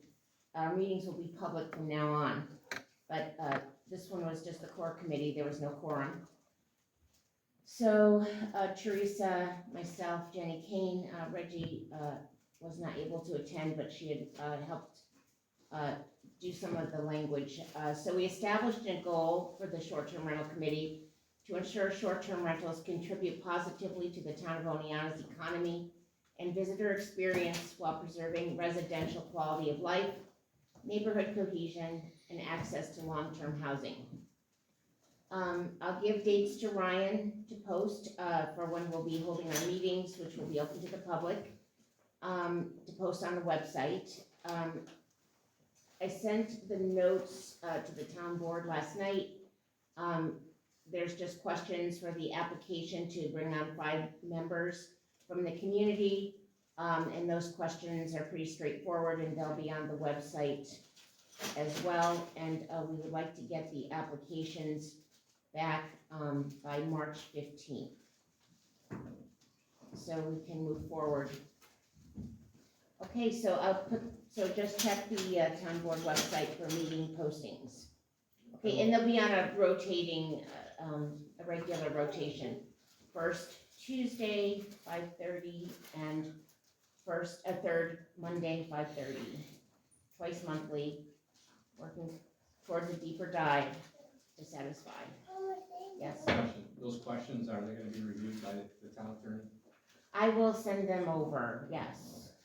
Yes, just general questions, name, address, phone number, their community affiliation, just for the committee members that we would bring on. And the questions and stuff that you're. I'd be happy to send it to the town attorney. Cool, working on that, appreciate it. Thank you, yep. And so like we said, now the meetings will be posted and you can, come in and attend. Oh, wanna include Carolyn Williams now, want us to attend, wanna put that in now? What we've been working on, the grant award, Carolyn, not to put you on the spot. Oh, yeah, I mean, if you want to. No.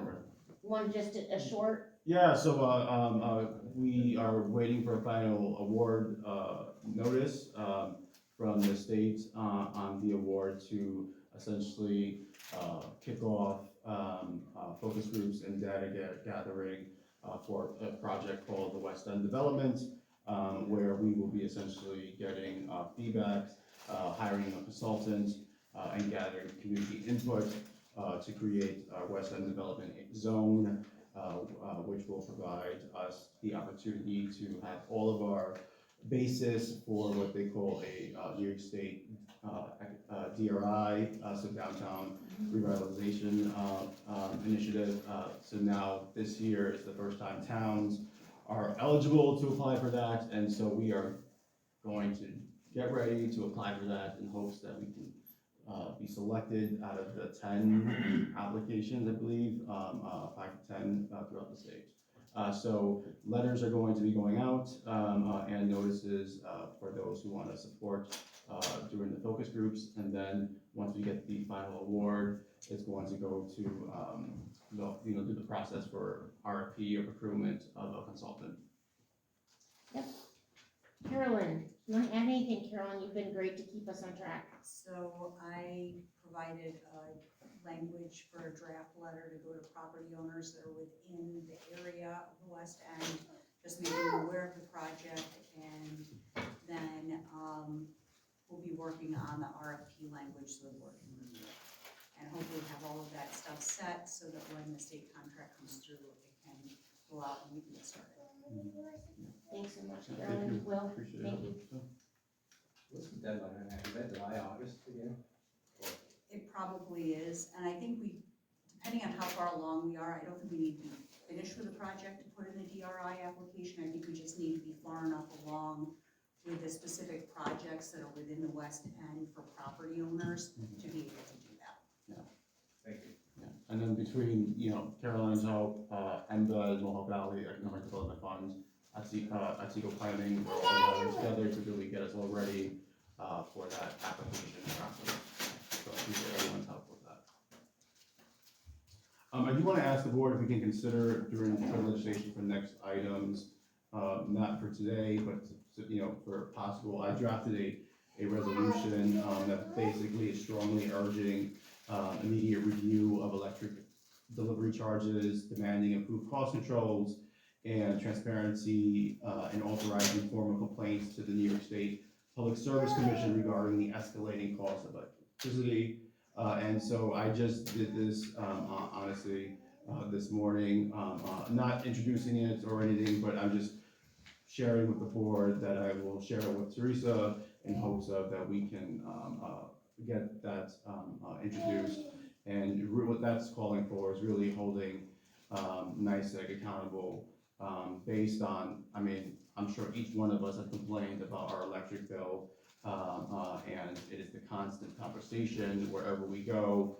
And though we may not have control over the commission, we certainly can, stand with our community and let them know that we understand and we'll do whatever we can as elected officials to hold those accountable as well.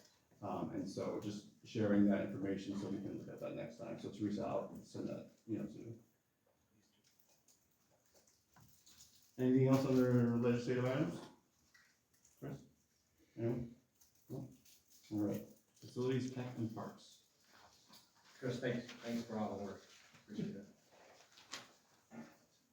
So, under the agenda items, we have a discussion, on the municipal parks and recreation grant submission.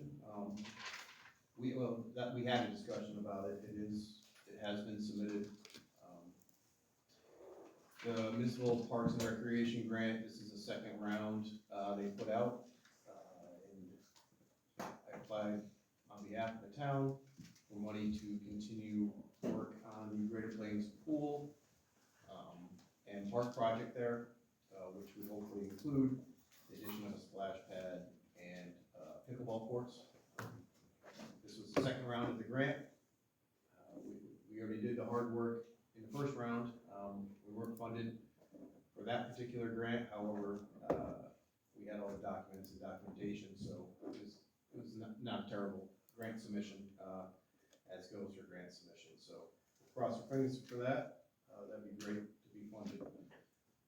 Town pool update, Joe, anything specific? We got about 3 foot of frozen water in the bottom of the pool. That's about it. As soon as spring gets here, We also discussed, we have an engineering proposal, from Alex Herman, excuse me, for the Horton Park Pavilion replacement. Joe, you got that? It was the sum of, $6,000, for his professional engineering services to replace the Grove Pavilion in Horton Park, which is in disrepair. We received money, for that from anonymous donor, in which will provide, enough money to tear it down and replace it with a new structure. But he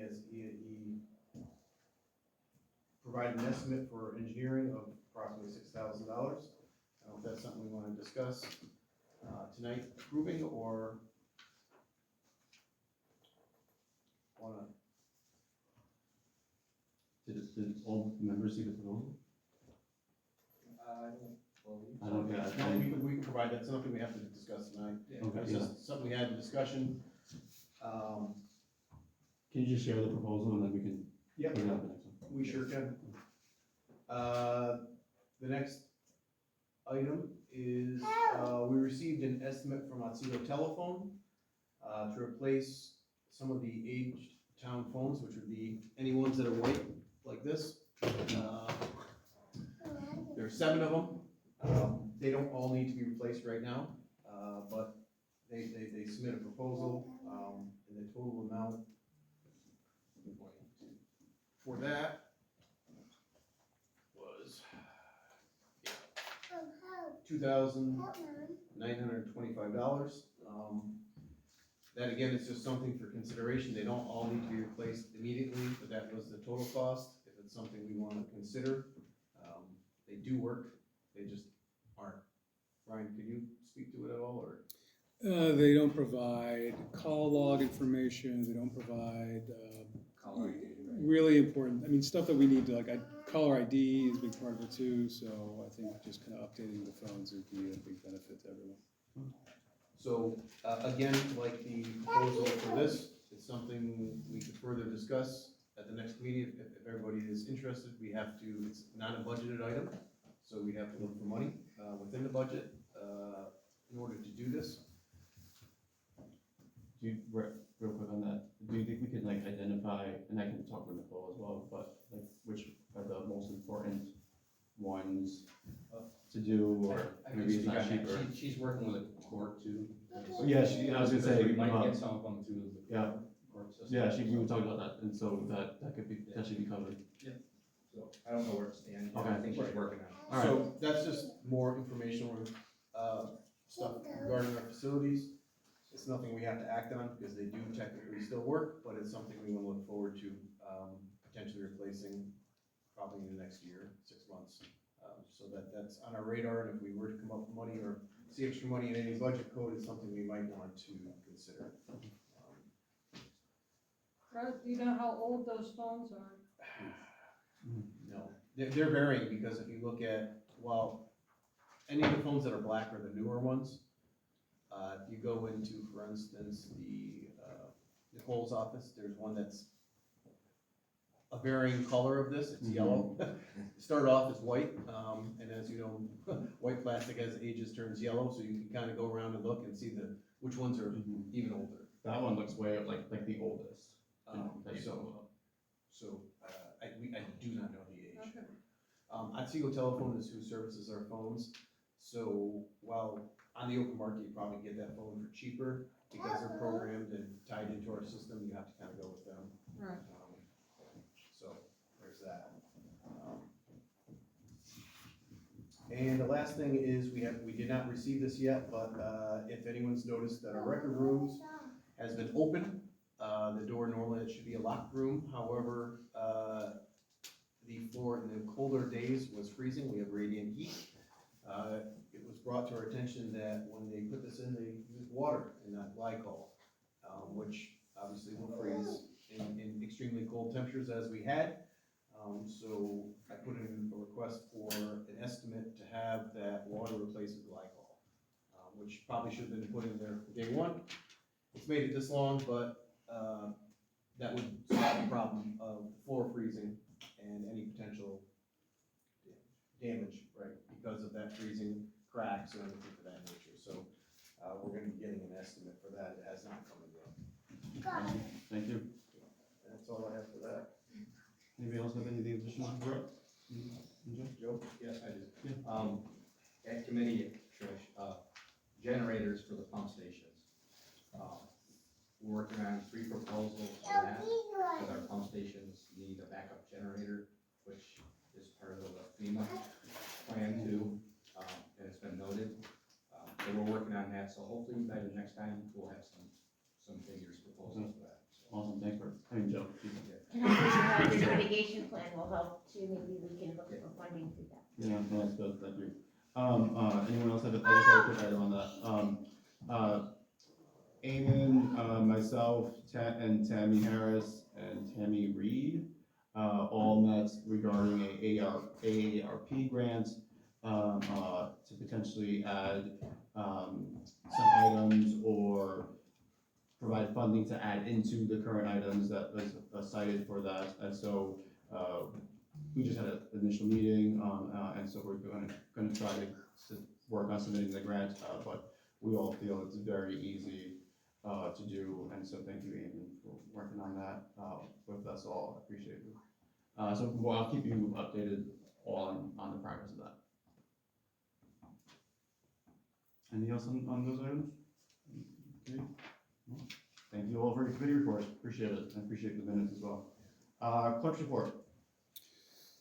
So we've concluded our first month of tax collection. We've succeeded in funding all of our budgeted line items, so we're fully funded. It's just trickling in now, so we'll conclude collection at the end of April, and then that will then go to the county. I do have 2 items here I would like to present to the board for consideration. There are 2 applications for alcohol sales from 2 businesses that locally operate.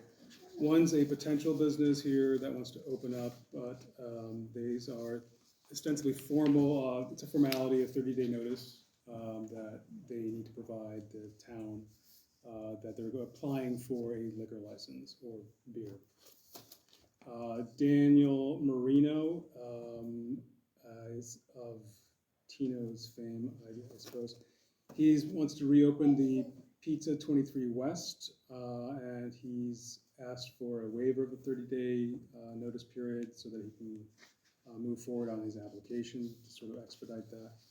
But I have 2 here, one from Azul, operating in the mall, and the other for 23 West. So I would ask for consideration from the board if they would waive the 30-day notice period, and if there are no objections to the applications, the applicants may proceed. Well, I would say that based on, current conversations, that I believe the board may want to have the opportunity to review that further, but I will leave the floor to them. Once again, if it's not cold, catching you off guard, is that something that you have any problem with the board doing, or Waiving waiving it? it, you can, yeah, it's not a regulation. If that's what you decide to do. And Will, what did you say? What was No, I would just think that, people may want to have more time reviewing it, so I was just letting people have a discussion on what they want.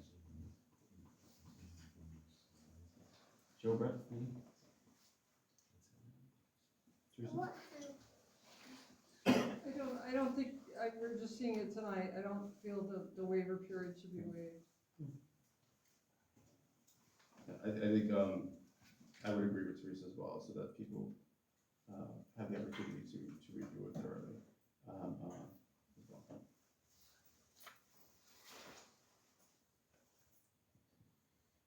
Does anyone,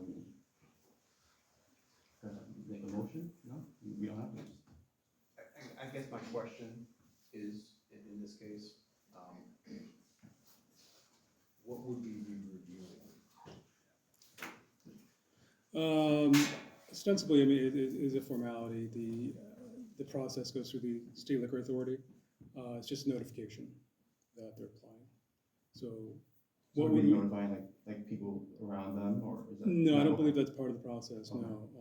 In fact, they provide ostensibly, what they do is they provide a sketch plan of the restaurant, and, I mean, the codes has already been probably through some of these places, and a lot of these businesses, if they don't already have one, had one, they've already been licensed. The premises have already been licensed previously by prior owners or operators. So it's basically just a new applicant, new application. Ryan, is the 23 West, do you know if it's open and going, up and going? Well, they're in the process of purchasing the property, and it's in a state at the moment, so they're dealing with that.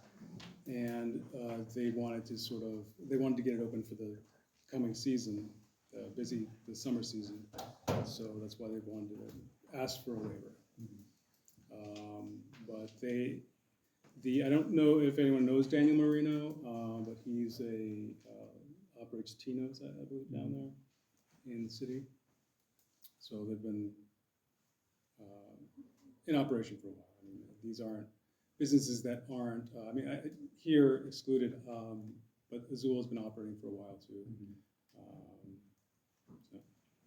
So that waiver just really helps them speed the process up. That's all. I mean, it's up to the liquor authority, I believe, right? Right, ultimately, the liquor authority will decide whether or not they're granted a license. We can just. Take up to a year on some of them, I think. Take up to a year, maybe more, and you can go for a temporary permit, and that's usually 90 to 120 days. So we're delaying on another 30 days, basically, if we decide to bring up at the next board meeting. Well, that's my question, what are we, I mean, in the instance of this law, I wanna be able to read it and understand it and kind of have some time to sink in, excuse me, but with this, we're just. That's just there is the application there, basically, it just explains the, Do you want to see it? No, that's what I'm saying, Okay. if this is just straightforward, I'm just trying to discern the difference, if this is just kind of a straightforward situation. and mind you, the 30-day notice is only for new applications, unless the laws changed very recently. Renewals aren't required to do 30-day notices, but this is a new application, mind you, so that's why there's a 30-day notice period. Ryan, do we have any idea how far along they are in the purchasing process? This one here, no, I mean, I did speak to them this morning, as a matter of fact, I was given this morning, that's why I thought I'd bring it to your attention now. I see there's stairs are not shoveled on it. Yes, well, the former owner, so it's not currently being occupied, that building, Yeah. and so they're in the process, I don't know how far along they are. Yeah. I'm not part of that discussion, so. So, really quick on this one, Mhm. for Azul, they put city of City, Oneonta. I know. So I would say then they would have to fix their application, Yeah, it's just my, yeah, I mean, that's certainly something they need to look so I would say that in itself, I would refer that back for them to fix. And it's my understanding that the notice is a formality, but I would want to look this up to confirm, but there might be an opportunity, an opportunity for the municipality to submit some document to the SLA after the municipalities review and input from reviewing their notice. Yeah, and then on this first one from, Dan Marino, he doesn't own the property yet, correct? Right. Correct. So, I mean, I would say then Correct. he should, I mean, you should definitely chime in, but I would think that he would need to own the property first. Well, the SLA would certainly make that determination, to award him the license based upon the fact, do you own the property? So, Yeah, they're not gonna give them a license. no. one, but this one says City of Oneonta, the other one says City of Oneonta. Yeah, I think that's just, yeah. It wouldn't be uncommon to have a purchase contract contingent on getting either a temporary or permanent license. Mm. So they might have signed an agreement, but they might not actually close on the deal until they obtain whatever license they put in their contingency. It's not like the representation clause that they're, you formed the representation form when you do the zoning amendment. Yeah.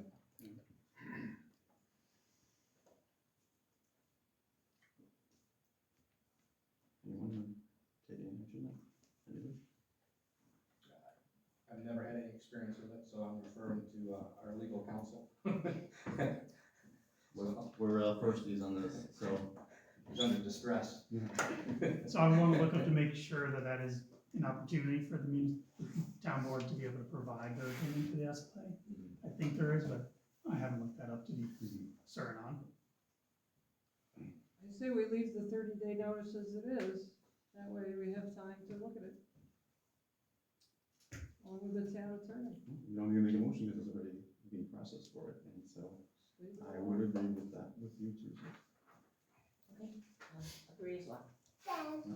And so Ryan, they just have to put the tax. We'll fix that. Yeah. Thanks, Ryan. Can you scan and send those to us? So Yeah, we can take I a will. peek? Let's do it right now. Thanks. Also, thank you, Ryan. Brent, did you have anything more further for your report?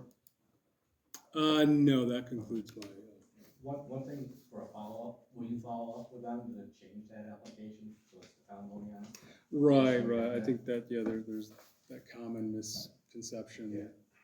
So, You're gonna follow up with that? okay, yeah, I'll follow up with them. Thank you. Thanks.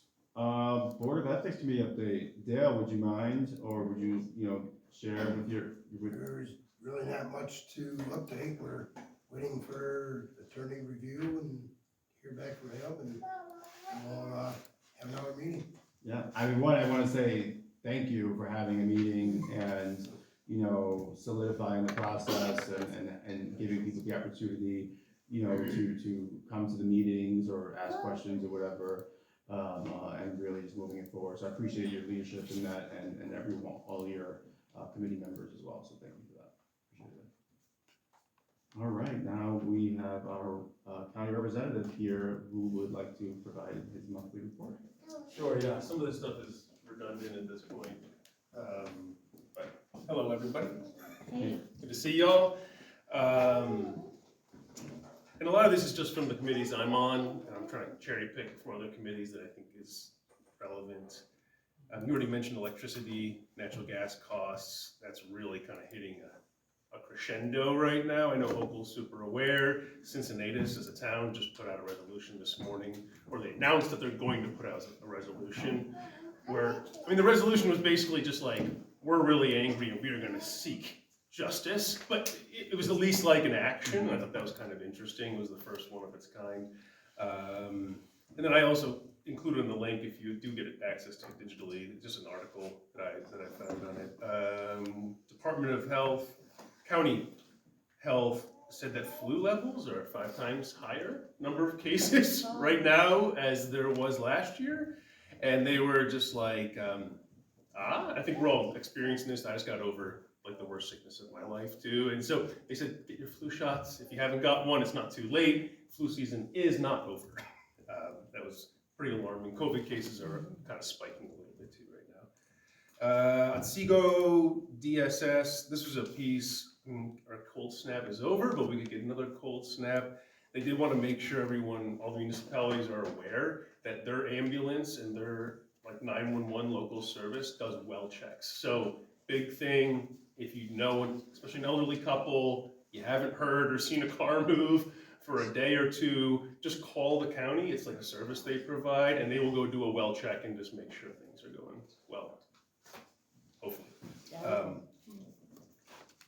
Let's see, and also if you know someone in our area that doesn't just their heat is turned off, they also do have monies too. State septic program, has anyone talked about that here? No? Okay, so there's a state septic program, I can't remember the exact name of it, but the goal is to get failing septics improved if they're near water bodies. So if you're within 250 feet of a water body, they will give up to $10,000 or 50% of a replacement. They'll do 75% on an engineered septic, which is a lot, you know, but sometimes an engineered septic with engineering could be like 30K, right? So anyway, they posted it online. I have like a little link there on the application process, but they did just add new water bodies that are showing up in the town, especially Oneonta Creek, and then Susquehanna. So again, 250 feet within one of those water bodies. And if you think you're close, they recommend calling because they actually have a little bit of an exception. So like, let's say you're 500 feet, but you're near the, like closer to the floodplain and your septic is probably leaking effluent more into the stream, they can make exceptions. So it's a pretty neat program. That covered. Solid Waste Committee, I was really delighted because forever I was told that all of our recyclables are just getting put into a landfill. It was really nice to hear that we actually have 2 local vendors for our cardboard and our glass. I wanted to report that out. That was really exciting for me, so encourage recycling because it actually goes to some local vendors. And we're looking for someone, apparently there's a further out vendor that uses and processes the old mattresses too that we all sell. So that's kind of interesting. Did you say that the recyclables that we're cleaning in are plastics are going into the landfill? Nope. No, they're They're not. going somewhere. They're going somewhere. I just think that the cardboard and the glass Yes. are actually getting processed locally. Love it. And so we have like Yeah. vendors, we sell it directly to them, and Good. that's really neat. I'm glad I clarified. Good. Plastics are plastics. This is the glass? And, Yes, and then the cardboard is up north. I can't remember the vendor, I'll ask them, I have a meeting with them tomorrow. But most of the resolutions we passed were pretty unexciting, just kind of like maintenance, replacing vehicles, giving generator parts, things like that. I've started along with town supervisor and also, you know, I met with Caroline, I met with a lot of people, Terrell, to talk about trying to get a indoor recreational facility in the town of Oneonta. I know since I've moved here, everybody's talked about it. So please, if you do have insight where like, Eamon, you're just barking up the wrong tree, just tell me so I can like get off the high horse. But I'm gonna go for it. I'm gonna try to push for it. There's definitely some sources of money out there. We're gonna go visit the new center up in Canajoharie and talk to them. And they have a really nice multi-use facility. I think that's the big pitch. I met with Tammy Reed, Office of Aging. Like, if we can have a track where people are, you know, walking the track while sports teams are using the, you know, make it a really multi-use facility. That's the key. Then you can access grants all over the place. So I'm gonna go hard on that. If you have any insight, please reach out to me. And then the last statement was about just, I didn't think I would get here on time to talk to y'all. I had my school board meeting tonight, but I would love if there was a way to stream these meetings, or at least just post the town meetings. I saw the cameras, so this is, again, maybe irrelevant, but yeah. Any questions for me? Anything you want me to bring back to the county? Concerns? When are you gonna go to Canajoharie and make a site visit? I don't know. It's gonna be on a Wednesday in the future. Okay, I'm looking in the next month or so okay. on a Wednesday. I talked to the facility director there, and he said Wednesdays are his best days, so. Okay. Would you wanna go along? I have Fridays free, so, Oh. where is it located? Right in Canajoharie. Do you know where? Nope. Right behind the Arkell Museum. Oh, he was the sponsor. It's behind it? Like, as you're driving on the thruway towards Utica, the Arkell you'll see first, and then right behind it is the rec facility. You can see it from the thruway. Do you mean where Beach Nut was? Nope, on the west side, not the east side. Oh, okay. You're dating yourself saying that. And yet I still do I'm dating myself there. No, thank you, and I know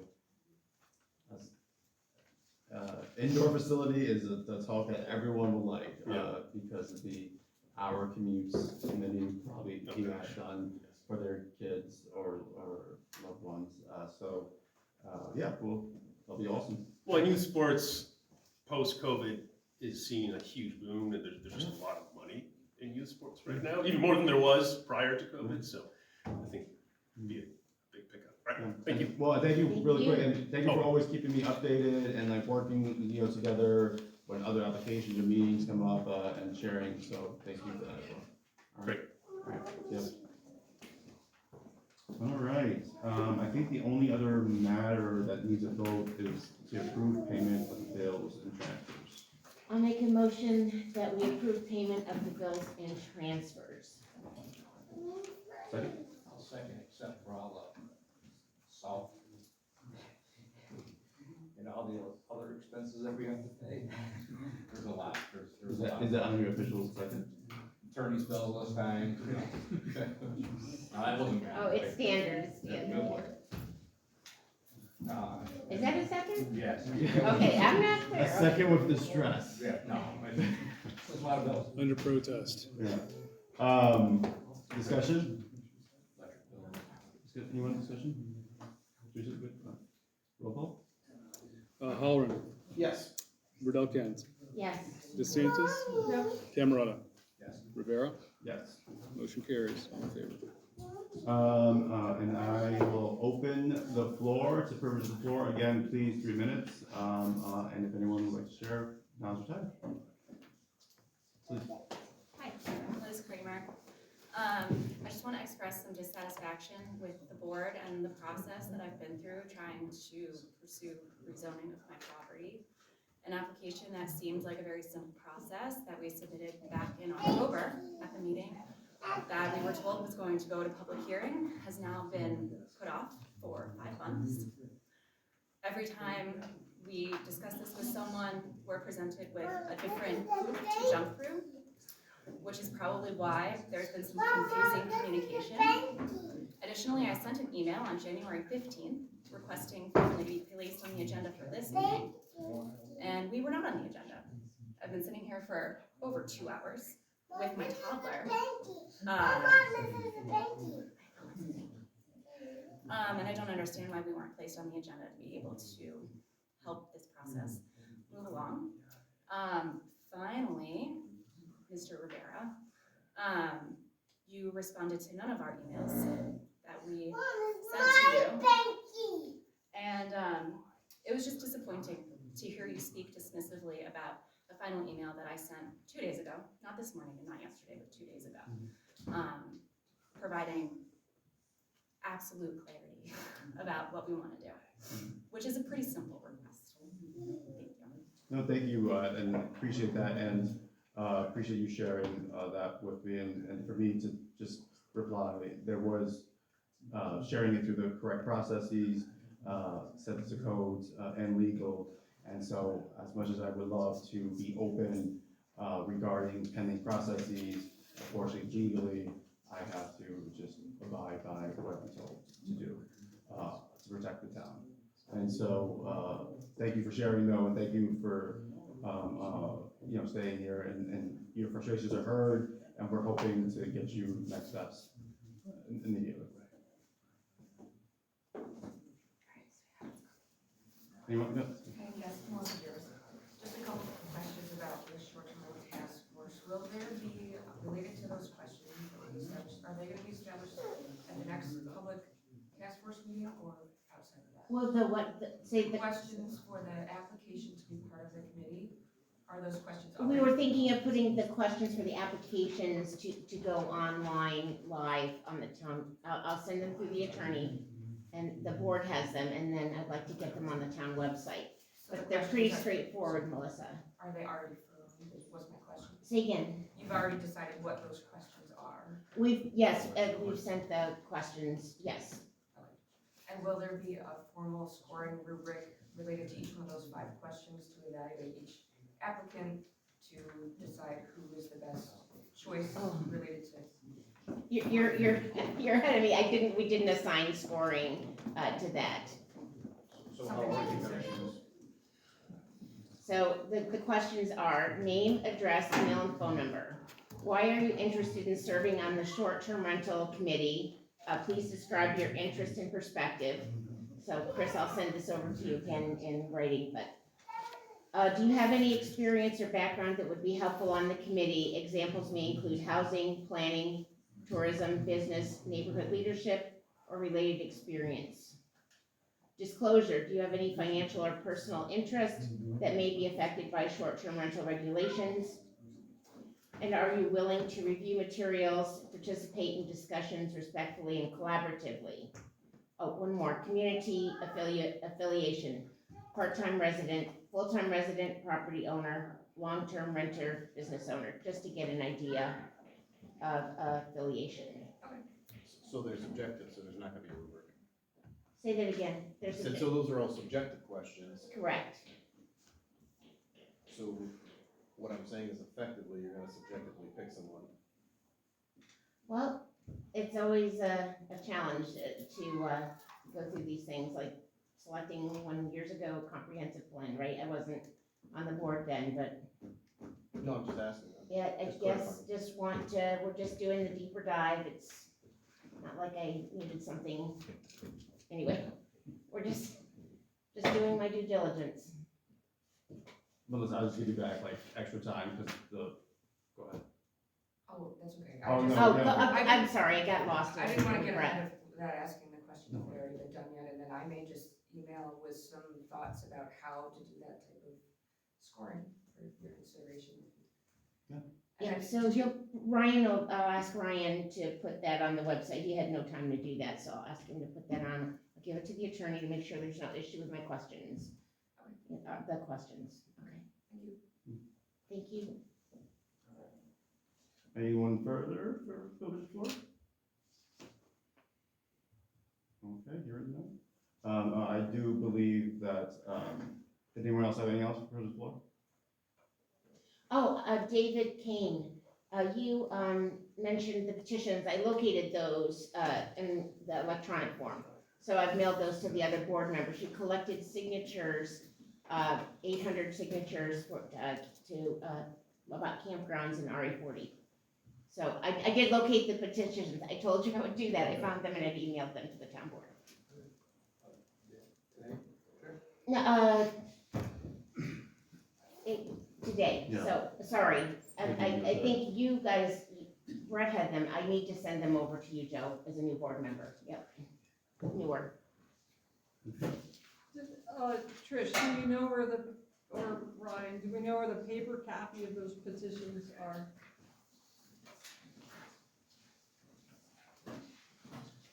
Which petitions?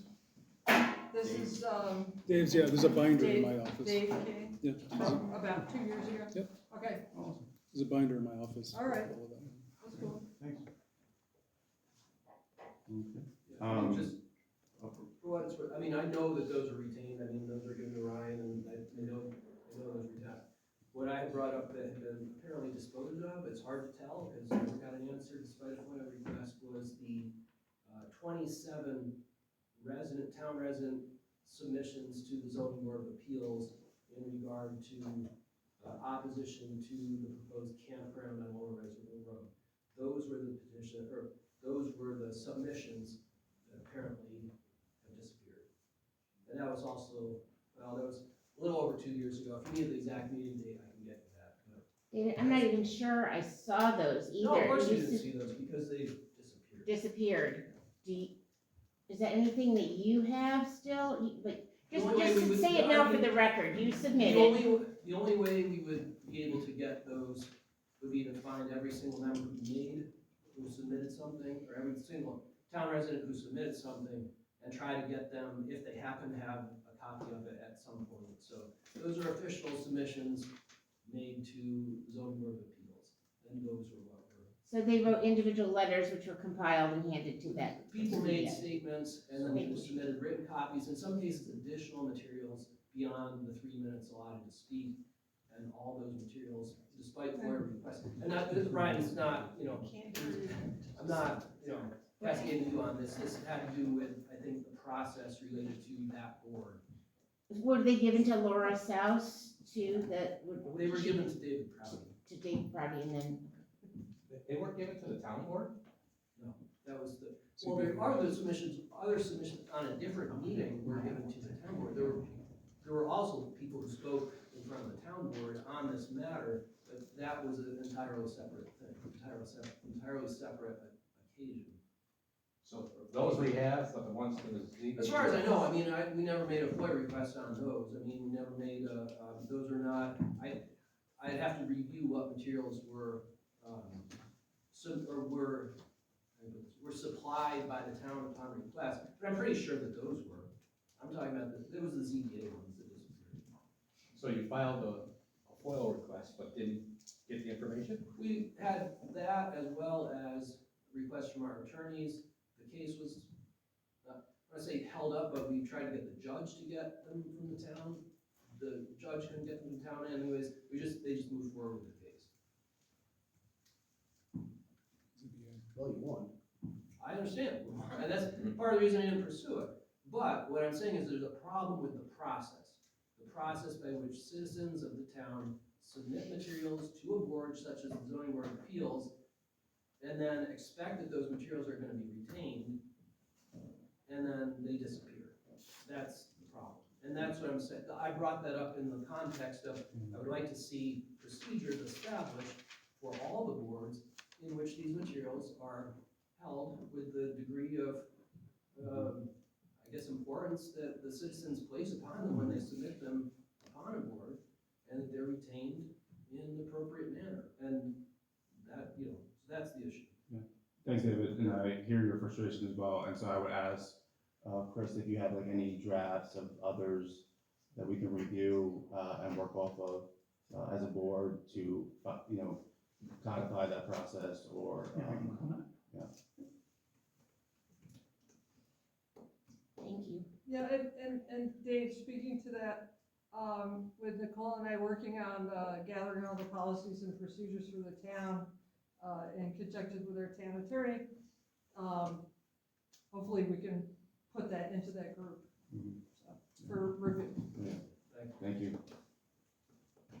Okay, so our open meeting portion is done. I do believe we did receive a request for executive session, so I will allow the board member to officially make that request.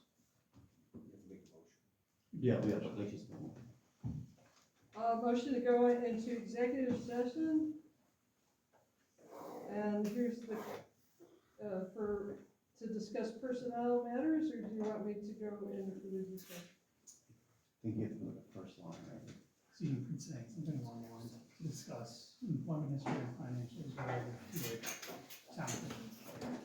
Motion to go in executive session to discuss, the employment history of a particular person? Town official. Motion on the floor, second? Second. Any discussion? No? All right, roll call, quick. Holler?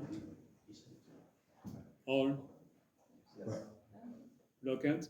Yes. DeSantis? Yep. Cameron? Yes. Rivera? Yes. Motion carries. Thanks for Thank you. coming, everybody. So to our Studio Oneonta friends that came and helped us out, appreciate you all both. So this part of the meeting can't be recorded. So if you all wanted to pack up, we can wait for you all and then finish our meeting. Yeah. Thank you so much. Thank you guys. Shut up, I take that. What you're saying is correct, but in court cases, you have to do a little more. I know, detail. that's why I looked it up, that's what it A said. little more. Yeah. So it is a fine line. Oh, if you said, like, what So you're saying, when we have the issue like that here. I mean, how much